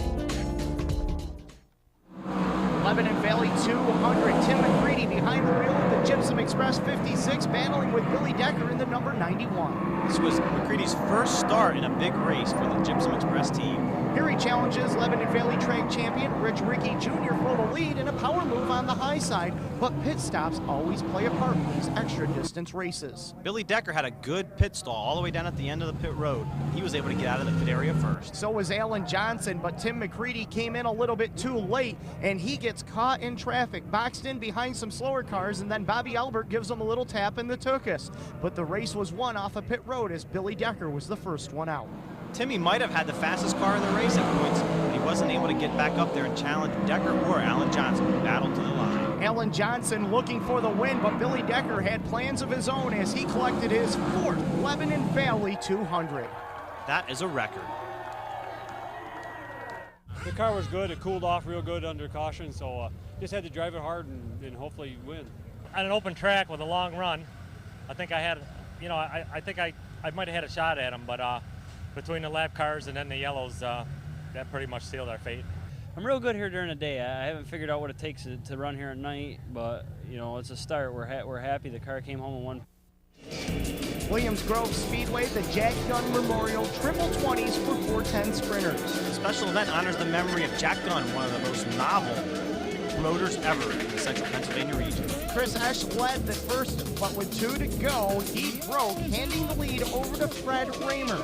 And Raymer in the number 77 would hold on and collect the win for the first of the 20-lap feature events. Victory tied Raymer with Don Kreitz atop the all-time Grove win list. In the second Triple 20, a great battle between Todd Schaefer and Shawn Michael. Shawn Michael in the number 1 trying to get by Schaefer. Schaefer would hold him off, but it would only take a couple of more laps, actually another turn, and Michael would take over the lead and the win. Michael went on to record his first win for the Demko team at Williams Grove. Third Triple 20, scary moment, up and over and out of the ballpark. That's Mike Early going over the wall, but he was uninjured. Todd Schaefer in the number 88. This one paid all the money, $5,000 to win. But he would have to chase down Freddie Raymer and James Chesson as they go 3 wide. Schaefer to the inside. Raymer was looking to go all alone atop the Grove win list, but he couldn't get Schaefer to do it. And Schaefer collects $5,000 for his effort in the third race. Autodrome Granby, Quebec. The pack trucks doing the work as rain came in and delayed the start of the 200-lap event by 1 day. So teams had to change their strategies. When the race finally began Sunday night, all eyes were on Bob McCready in the Kenny Drugs number 9, who was back in action. And McCready did not disappoint, battling early on and taking over the top spot. Steve Payne was on the charge, though, in the number 7X, and he made his presence known early on. Payne gradually worked his way forward, steadily moving through the pack. He passed Hearn for second, and then chased down McCready with 2 laps to go. And with 2 to go, Payne used the slower car on the pick and roll to get by the barefooted wonder. McCready one last try, but he couldn't make it stick as Steve Payne graces victory lane at a track that he once dominated. You know, the bottom of the track took rubber, and normally it's all 1 lane after that, but the cushion was there all night. Just so hard that nobody could run on it, and finally we went up there in lap traffic and got lucky enough to get him at the end. Up until halfway, 3/4 of the way, this car was awesome. It was, I mean, lap times were great and all that. We died at the end. If we hadn't died, I don't think anybody could have run with it. Airborne Raceway, Plattsburgh, New York. This is the Fall Foliage 200 for the late models, and what an event it is. The race at Tom Curley's upstate New York track decided a 2000 ACT Tour title. And one of those guys in that points hunt was the number 45 of Brian Hoare. Here he races with Rich Lowry taking the lead on lap 164. Vermont's Hoare is one of the top drivers on the ACT series, and this race clinched him the title. After 200 laps, he went under the checkered flag by about 8 car lengths to collect the win in the Fall Foliage 200. It was his 4th straight ACT championship. Pittsburgh's Pennsylvania Motor Speedway, Imperial, Pennsylvania. This track is huge, it is fast, and the drivers just love the fans. They call it the Monster Half Mile, but it's more like 3/4 of a mile in length. Lap 38 restart, Chubb Frank, Donnie Moran, and Davey Johnson going 3 wide into turn number 3 and 4. But it's Davey Johnson in the number 1J, showing them the fast way around on the high side as they grab the lead. Nobody knows this track better than Davey. He grew up racing here. He only lives right down the road. And he used his experience in hometown heroics today as he picked up the win and graced victory lane and showered down everybody. It was his 3rd time in victory lane in the Pittsburgher 100. The money we brought in the last month and a half, and it's just it's where I wanted to be anyhow, and things are working for us. East Windsor Speedway, the final night of racing, 50-lap finale. The number 21 of Mike Franz leading the way right now, but there's more than just the race on the line. The championship was also on the line. It was fought between Jimmy Horton and Doug Hoffman. Hoffman's chances were eliminated early in the event. He was involved in a tangle in turn 2. He couldn't get out of the pit area in time to get back in the race. And that opened the door for Jimmy Horton. If he could have a good finish, he would clinch his first East Windsor Speedway title. But the race still had to be decided. It was the number 5 of Frank Cozy and the number 1 of Billy Pouch. Pouch was able to blast by the Dieter Schmidt number 5 of Cozy and take the lead on lap 20. And Pouch pulled away from there and made it look easy, leading the rest of the way of the 50-lap finale as he collected his 5th win of the season at the East Windsor Speedway. But it was Jimmy Horton gracing victory lane as the track champion. Horton had won 4 big block titles in the past at East Windsor, but it was his first small block championship.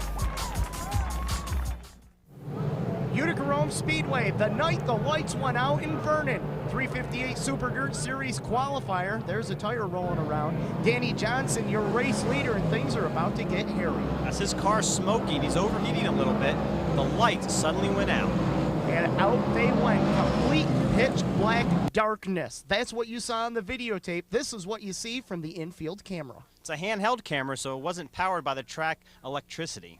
Once the lights came back on, Danny Johnson dropped out, overheating problems. Ronnie Holmes in the 82, and Jack Johnson takes over the lead, and then Holmes detonates a motor going into 1. That was a brand new race car and a brand new motor for Ron Holmes. Jack Johnson picks up the win in the small block series. Let's hear from Dale Plank.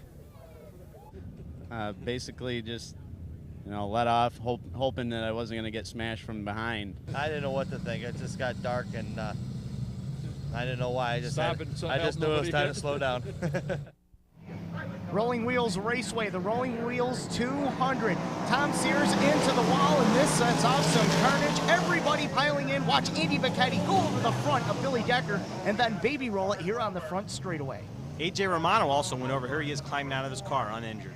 Now, Andy Bacchetti limping around just a little bit, but a dramatic change of events. Steve Payne caught up in this wreck. The Romano crew looking his car over and giving him a report. Somehow, Payne drives away. Payne had some damage to the car, suspension, body work, but he was able to complete the race, and very well, I might add. And he almost won it as Danny Johnson leading the way. The Hurricane takes a look to the inside, but Johnson was just too strong as he collected his first 200-lap victory of the year. A very big win in that points title chase.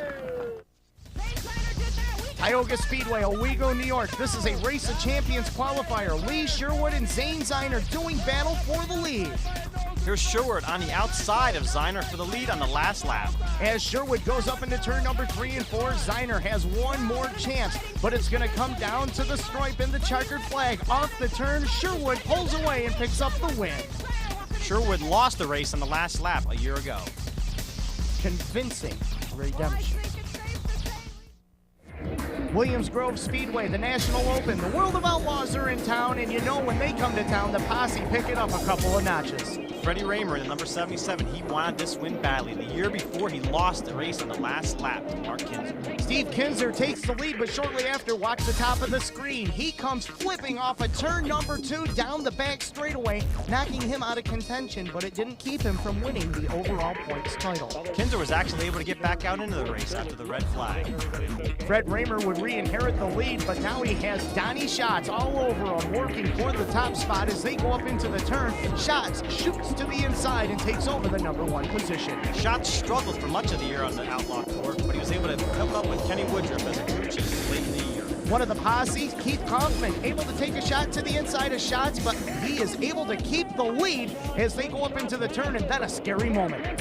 Mark Kinzer and Keith Kaufman tangle hard and slam the outside wall between turns 3 and 4. And that opened the door for the number 15 of Donnie Schatz to be able to pull away and collect the win. It's his first ever Williams Grove victory. Fulton Speedway, the Victoria 200. 200 laps, $20,000 for the 358 Modifieds. Could this be the year of the Doctor? He's won everything else with the small block Modifieds, and he does it again, picking up 183 laps on his way to the win. And he earns over $25,000 for the victory.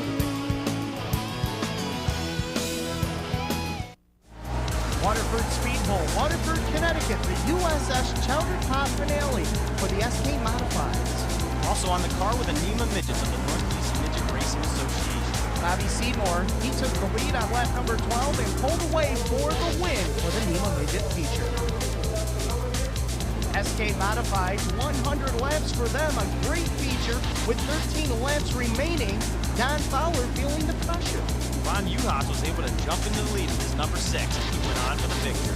There was one other late crash, but that didn't hamper the efforts of Uhas as he collected the win, a youngster in his own right.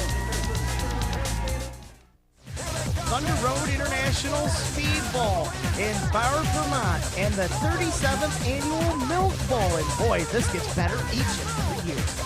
Everybody ends up talking about this one. It's a triple 50 format.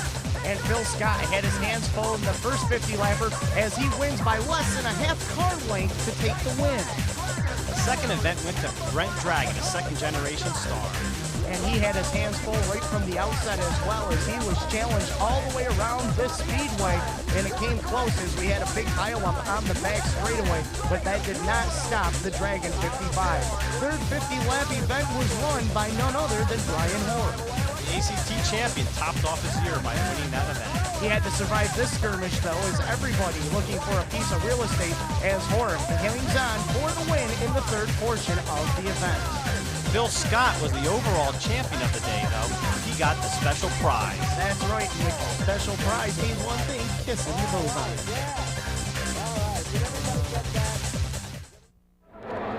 Super Dirt Week 29, the New York State Fairgrounds. And what had been a dismal weather week finally turned out to be a beautiful sunny day, and the Pro Stocks in action on the Moody Mile. The race ended up being one of the best of the whole weekend.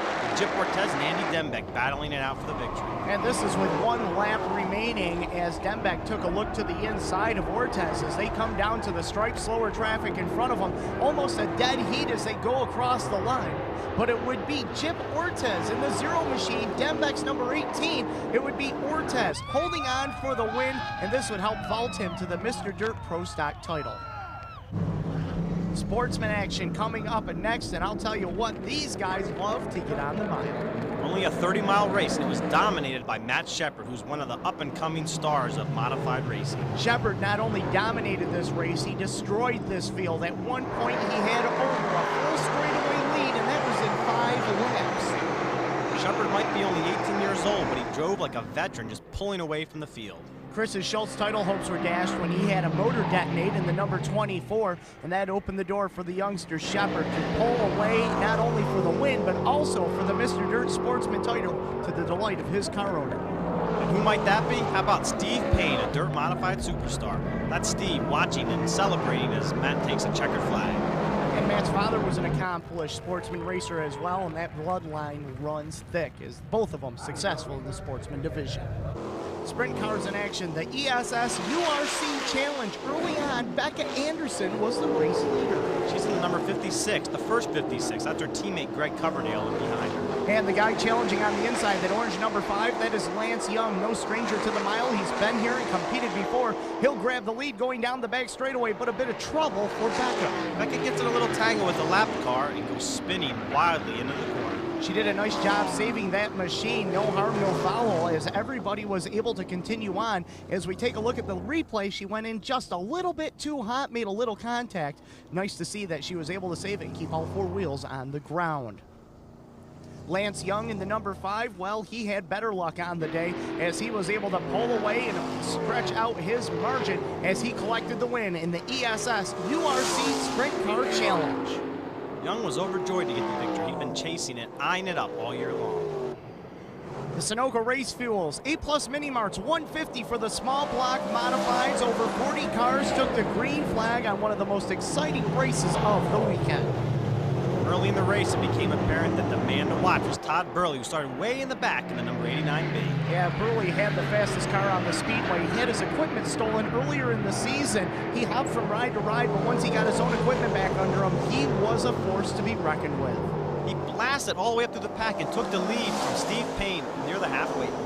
But Burley's luck would change once he got up in front. A mechanical failure on the number 89B sent him pit side, ending a great run and probably putting the fastest car on the speedway in the pits. It was a crushing defeat for Burley. Dearly wanted to turn the season around.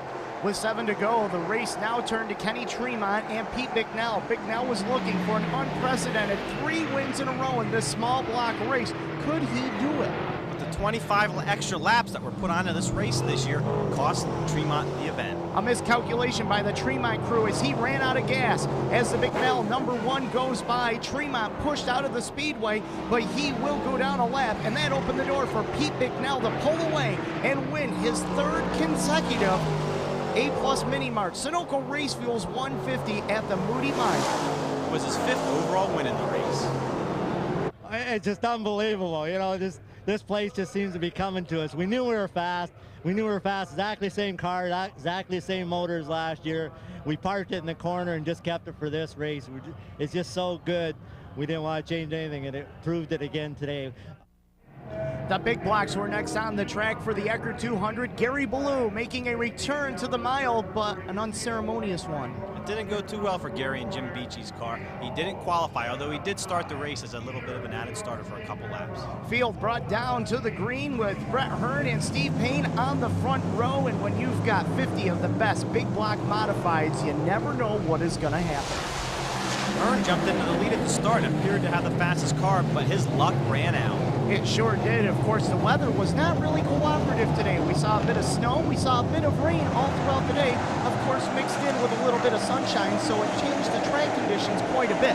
But the big thing here was gas mileage on the day. Brett Hearn's luck didn't get any better. This just puts an exclamation point on his season. Left rear suspension problems cause him to lose the wheel and stop in the middle of pit row. And Brett Hearn walks back dejected to his pit. Frank Cozy, on the other hand, enjoyed the halfway award winner as he led the 100-lap mark, picking up a cool $10,000. That's a huge chunk of change for the Rick and Corky Thumb team that Cozy drives for. They're just a small, low-buck team from Pennsylvania.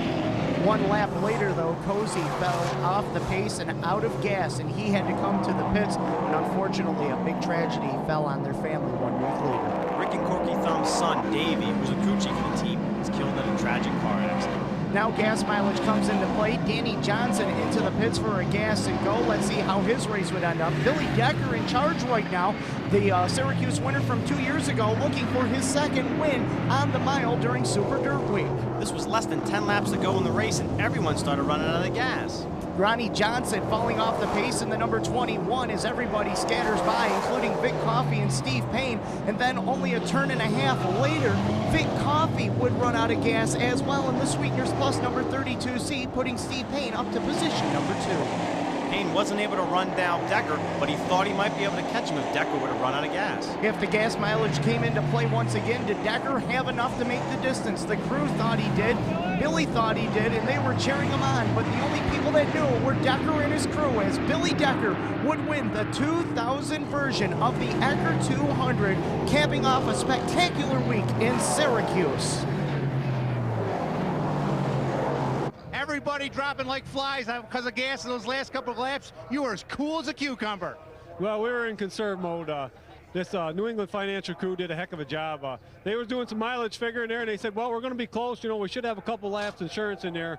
According to our second pit stop, we could go 107 laps, and I was conserving a lot harder than that. And I'm just proud of this team and happy to be a part of it. I'll tell you what, this is a great feeling. Billy Decker, you're in victory lane at Syracuse. Where to from here? I'm going to Eckerd's from here. Payne, meanwhile, he vaulted himself into the Mr. Dirt Point League with a second place finish.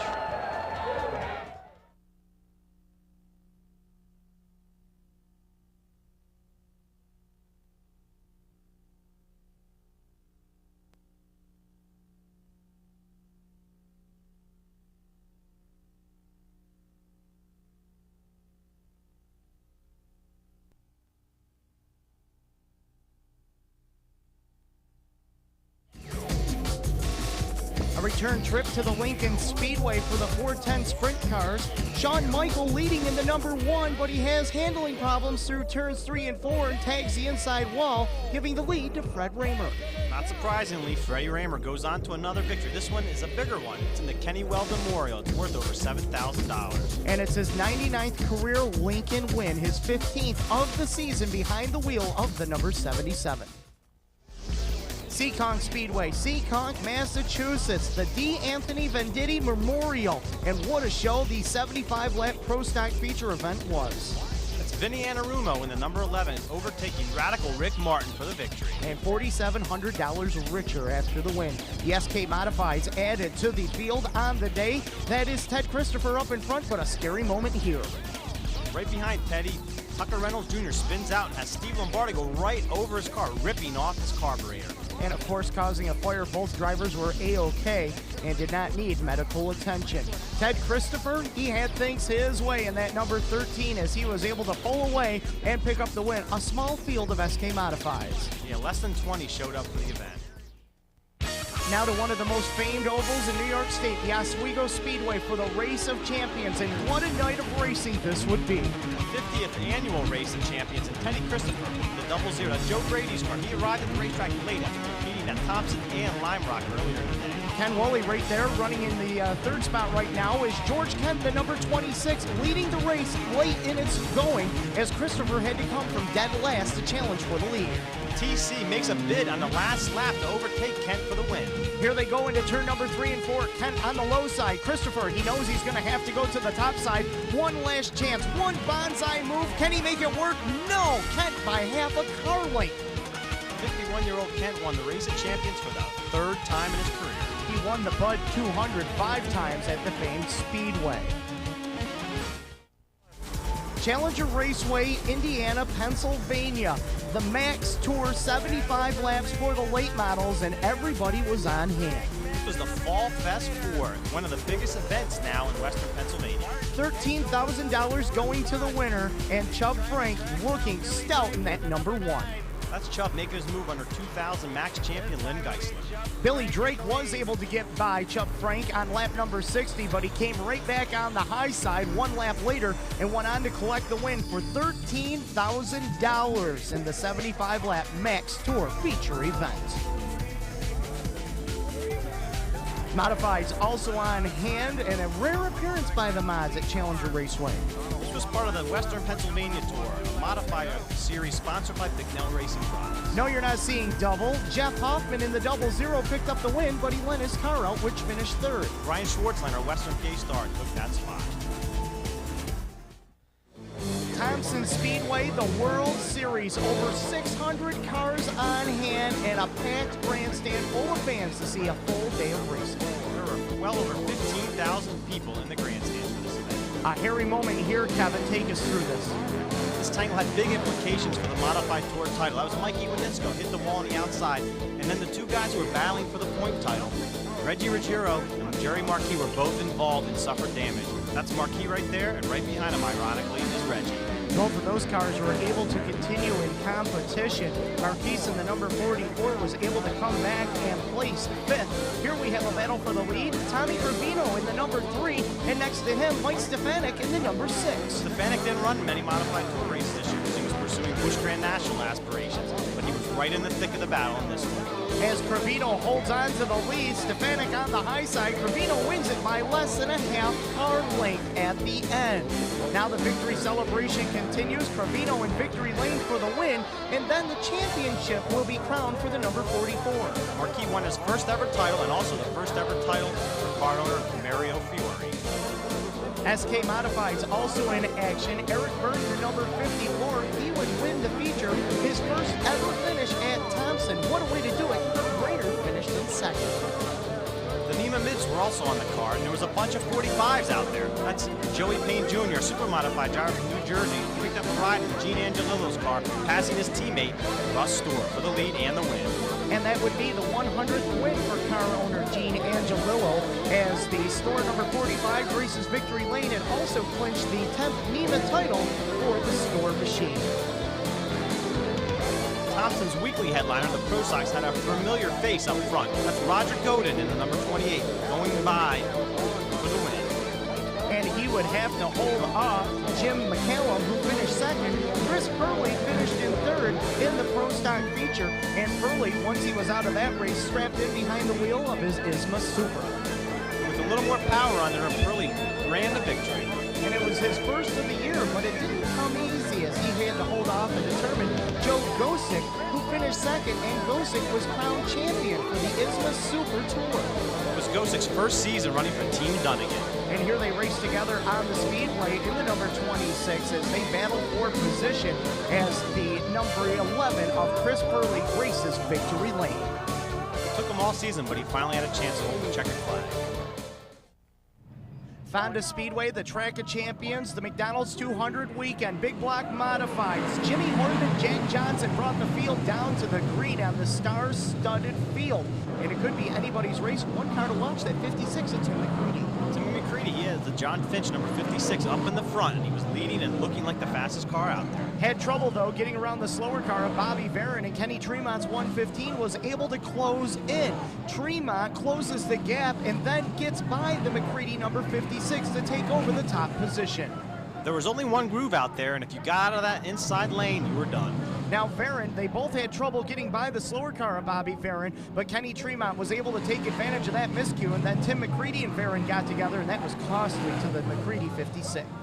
A slight contact caused McCready's right front shock to break, and a few laps later, it was even more disastrous results. That's right, the left rear tire came flying off the machine, ending his fine run, taking him out of contention for the win. But it didn't slow down Kenny Tremont, a prototype car, putting it in victory lane. Controller 4-link that's supposed to be easier to work on. And ironically, this is Kenny Tremont's first big block win at the Fonda Speedway, something that surprised me.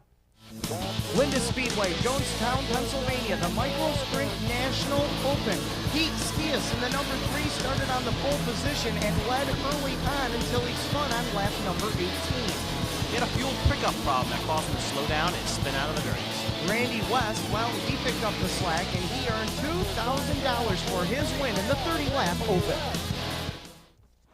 Pocono Mountain Speedway, St. John's, Pennsylvania. A wild final lap for the 75-lap race for the late models. Flemington Invader Jimmy Wismer in the 7A goes on the inside of Brian DeFeebo going into the final corners, and they touch. And when they got sideways, Kyle Shoemaker, no place to go, got into the Wismer, number 74A, and he was able to still cross the line for the win and then celebrated by doing the roof dance. The King of the Mountain Modified 100, Eric Beer is a tough going here. He's the top guy and biggest winner at Pocono Mountain. He was in the tangle, had to go to the pits, and was not allowed back on the racetrack. Russ Franson, the number 110, leads the way, but he has Ken Woolley Jr. all over him as they come down to the stripe as France will become King of the Mountain. Ken Woolley had to settle for second, and of course, with any big win, you have to jump over your car and celebrate. Eastern States Weekend, the Orange County Fair Speedway, Middletown, New York, the Modified 150 for the 358 Modifieds. Danny Johnson's already been crowned Mr. Dirt Small Block. All he had to do was start on the pole. And he ends up going out and leading every lap of the 150-lap event. Andy Becchetti teamed up with Charlie DeAngelis at the end of the season. Little tire problem here for the Becchetti number 4. He was plagued by tire problems the entire race.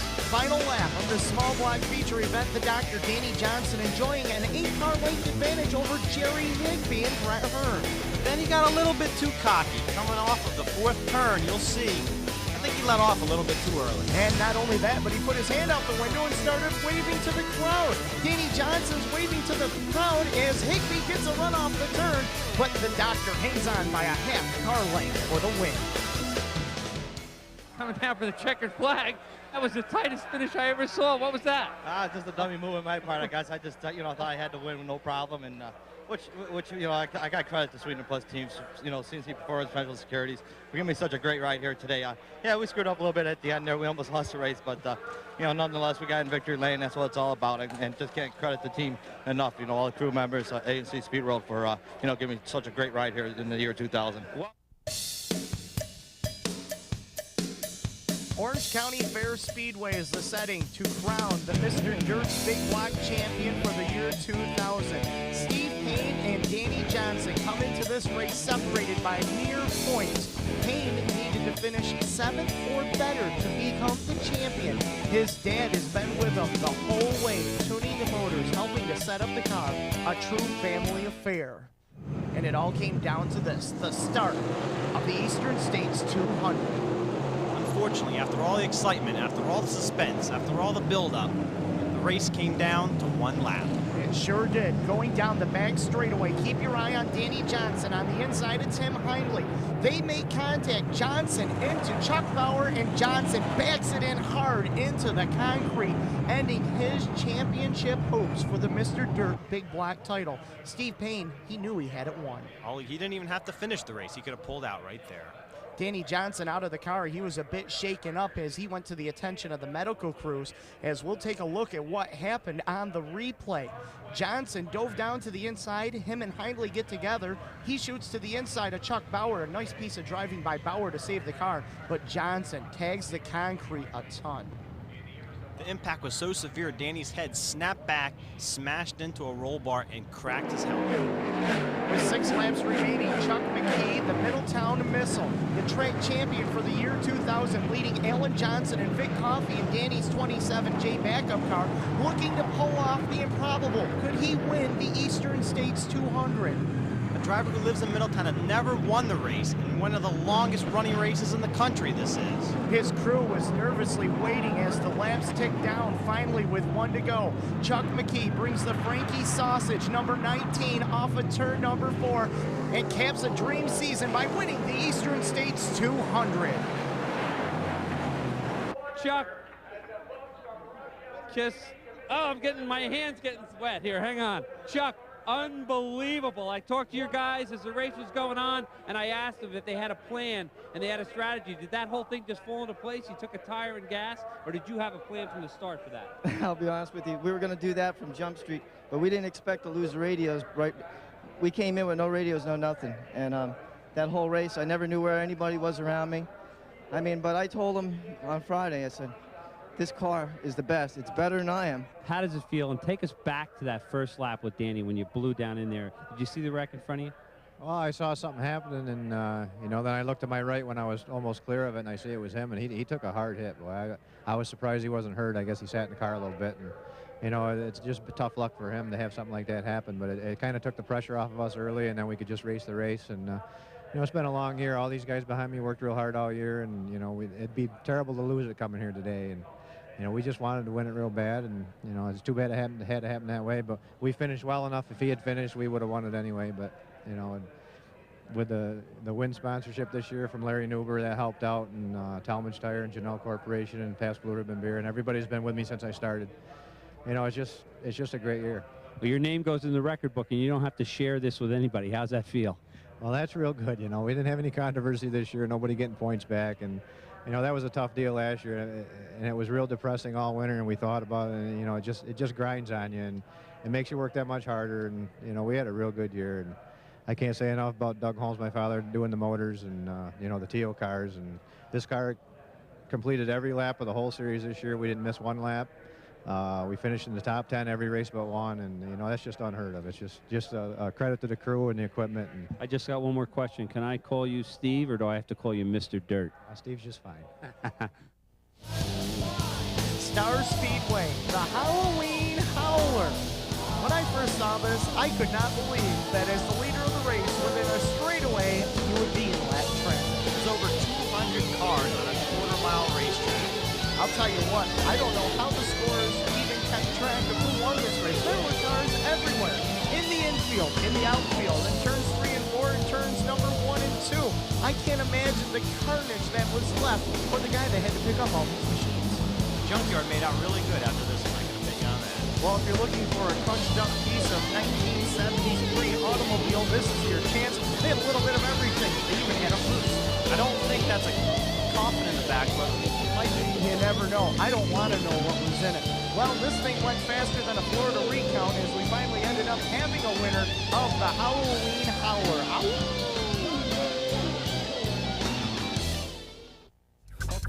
Hagerstown Speedway, the Oktoberfest, the small block modified. Brett Hearn started in the 10th position and made a charge to the front. Brett had a dirt legal motor in that, running against some cars with aluminum head 358 engines, but he blasted by them all and won the race easily. Billy Pouch was also in the race but had to pit late, knocking him out of contention. Brian Ruhlman wins the late model 100, leading every lap of the feature event. It was his first ever win at Hagerstown. Big block modifieds, J.R. Hefner out in front. He already won the 17.5 out at the Lebanon Valley Speedway, looking for the $10,000 pot of gold at the end of this rainbow. Hefner's been coming to Hagerstown for several years, and this time the 28-year-old finally come out with a victory. He led every lap en route to the popular win. Sprint division also on hand, and we've got a spin right here on the start. That's Johnny Maxton Jr. at 65 bouncing in the air, and Todd Gracing at 25 spinning out on the outside. Ed Lynch Jr., he was the race leader in the number 2 L, but look who comes a knocking, the number 88 of Lance Deweese. Deweese was so dominant in this event that he won by half a lap. And he started back in position number 11, so you know he had his work cut out for him for the whole entire race. Delaware International Speedway, Del Mar, Delaware, the Delaware State Championships. Big block modifieds on the line. Craig Von Doren, he's no stranger here. He's won this race 2 years in a row, and this time he made it 3. And he sure did, and he picked up $6,000 for his efforts in the race. Late model division up next, and they always put on a good show. Scott Bro, the number 42, is a Western Pennsylvania driver who competes regularly at Thunder Valley Raceway. He invaded the racetrack, and he ends up passing Jeremy Miller in the 19th to take the win. And he pulled away to win by about 4 car lengths and then savored the victory lane under the beautiful Delaware sunshine. Sprint cars, the URC sprints were up next, and Becca Anderson, she was the early race leader, but her luck soured as the day progressed. The Delaware resident ended up spinning out, going off the racetrack in turn 2. She would do it one more time while battling with the Kramer Williamson number 33 for the lead, and to go around once again, and then had a nasty flip at the end of the race. The race was actually over, and off of turn 2, she caught a wheel and went rolling down the straightaway. Kramer Williamson, getting better with age, once again brings it off the turn, and he collects the win for the sprinters. East Bay Raceway. This is the first ever Fall Nationals for the Stars late models. Track owner Stan Cullen put up $30,000 for the winner of this Stars event. Rick Eckert, the number 24, and Rick Auckland doing battle early on. Here, Auckland pulling out in front, and then Chuck Frank enters the picture. He's battling Thomas Ware for the front spot early in the event. By lap number 3, it was all Rick Eckert, though, as he was able to pull away and collect the $30,000 payday on the Stars Late Model Series Fall Nationals, the first time at East Bay. Earlier in the season, Eckert won a Have a Tampa event during the Winter Nationals at East Bay.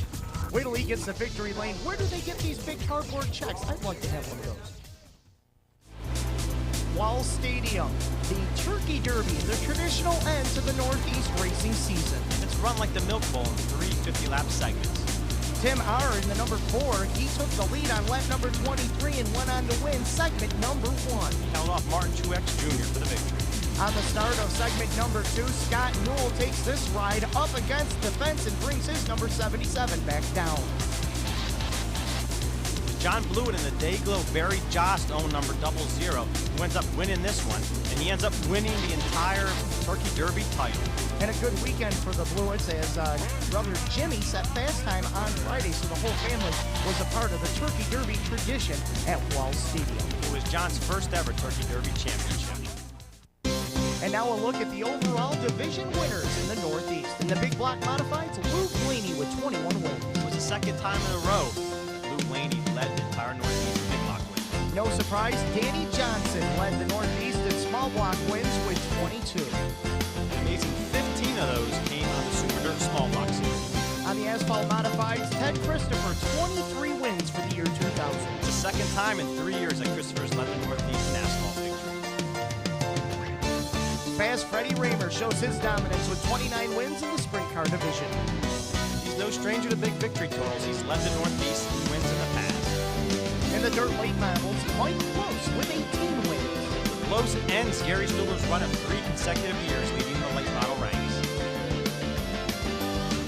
For the late model asphalt division, Mark McFarland and Richard Mitchell tied for 13.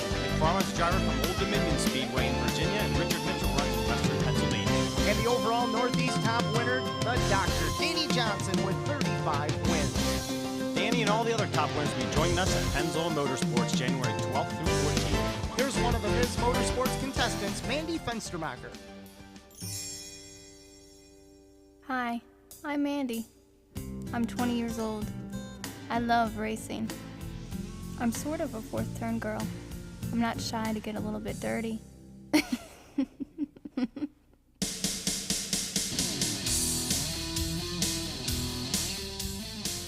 My favorite animal is the tiger. My favorite feature is the eyes. There's nothing like them in the world. The way they walk, not afraid of anything. Ready to pounce at any time.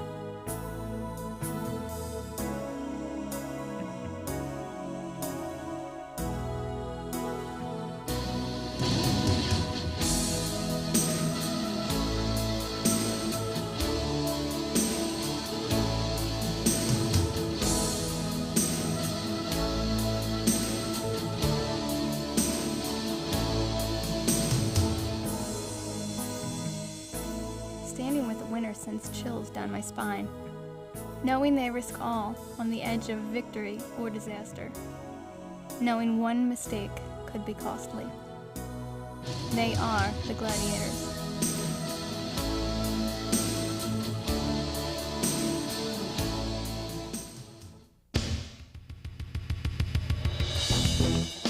We'd like to take this opportunity to thank all the videographers who contributed to this production. Their help made this video possible. We look forward to seeing everybody at the Pennzoil Motorsports Expo coming up January 12th through the 14th, 2001. For Kevin Kovac, I'm Shane Andrews. We'll see you at the races.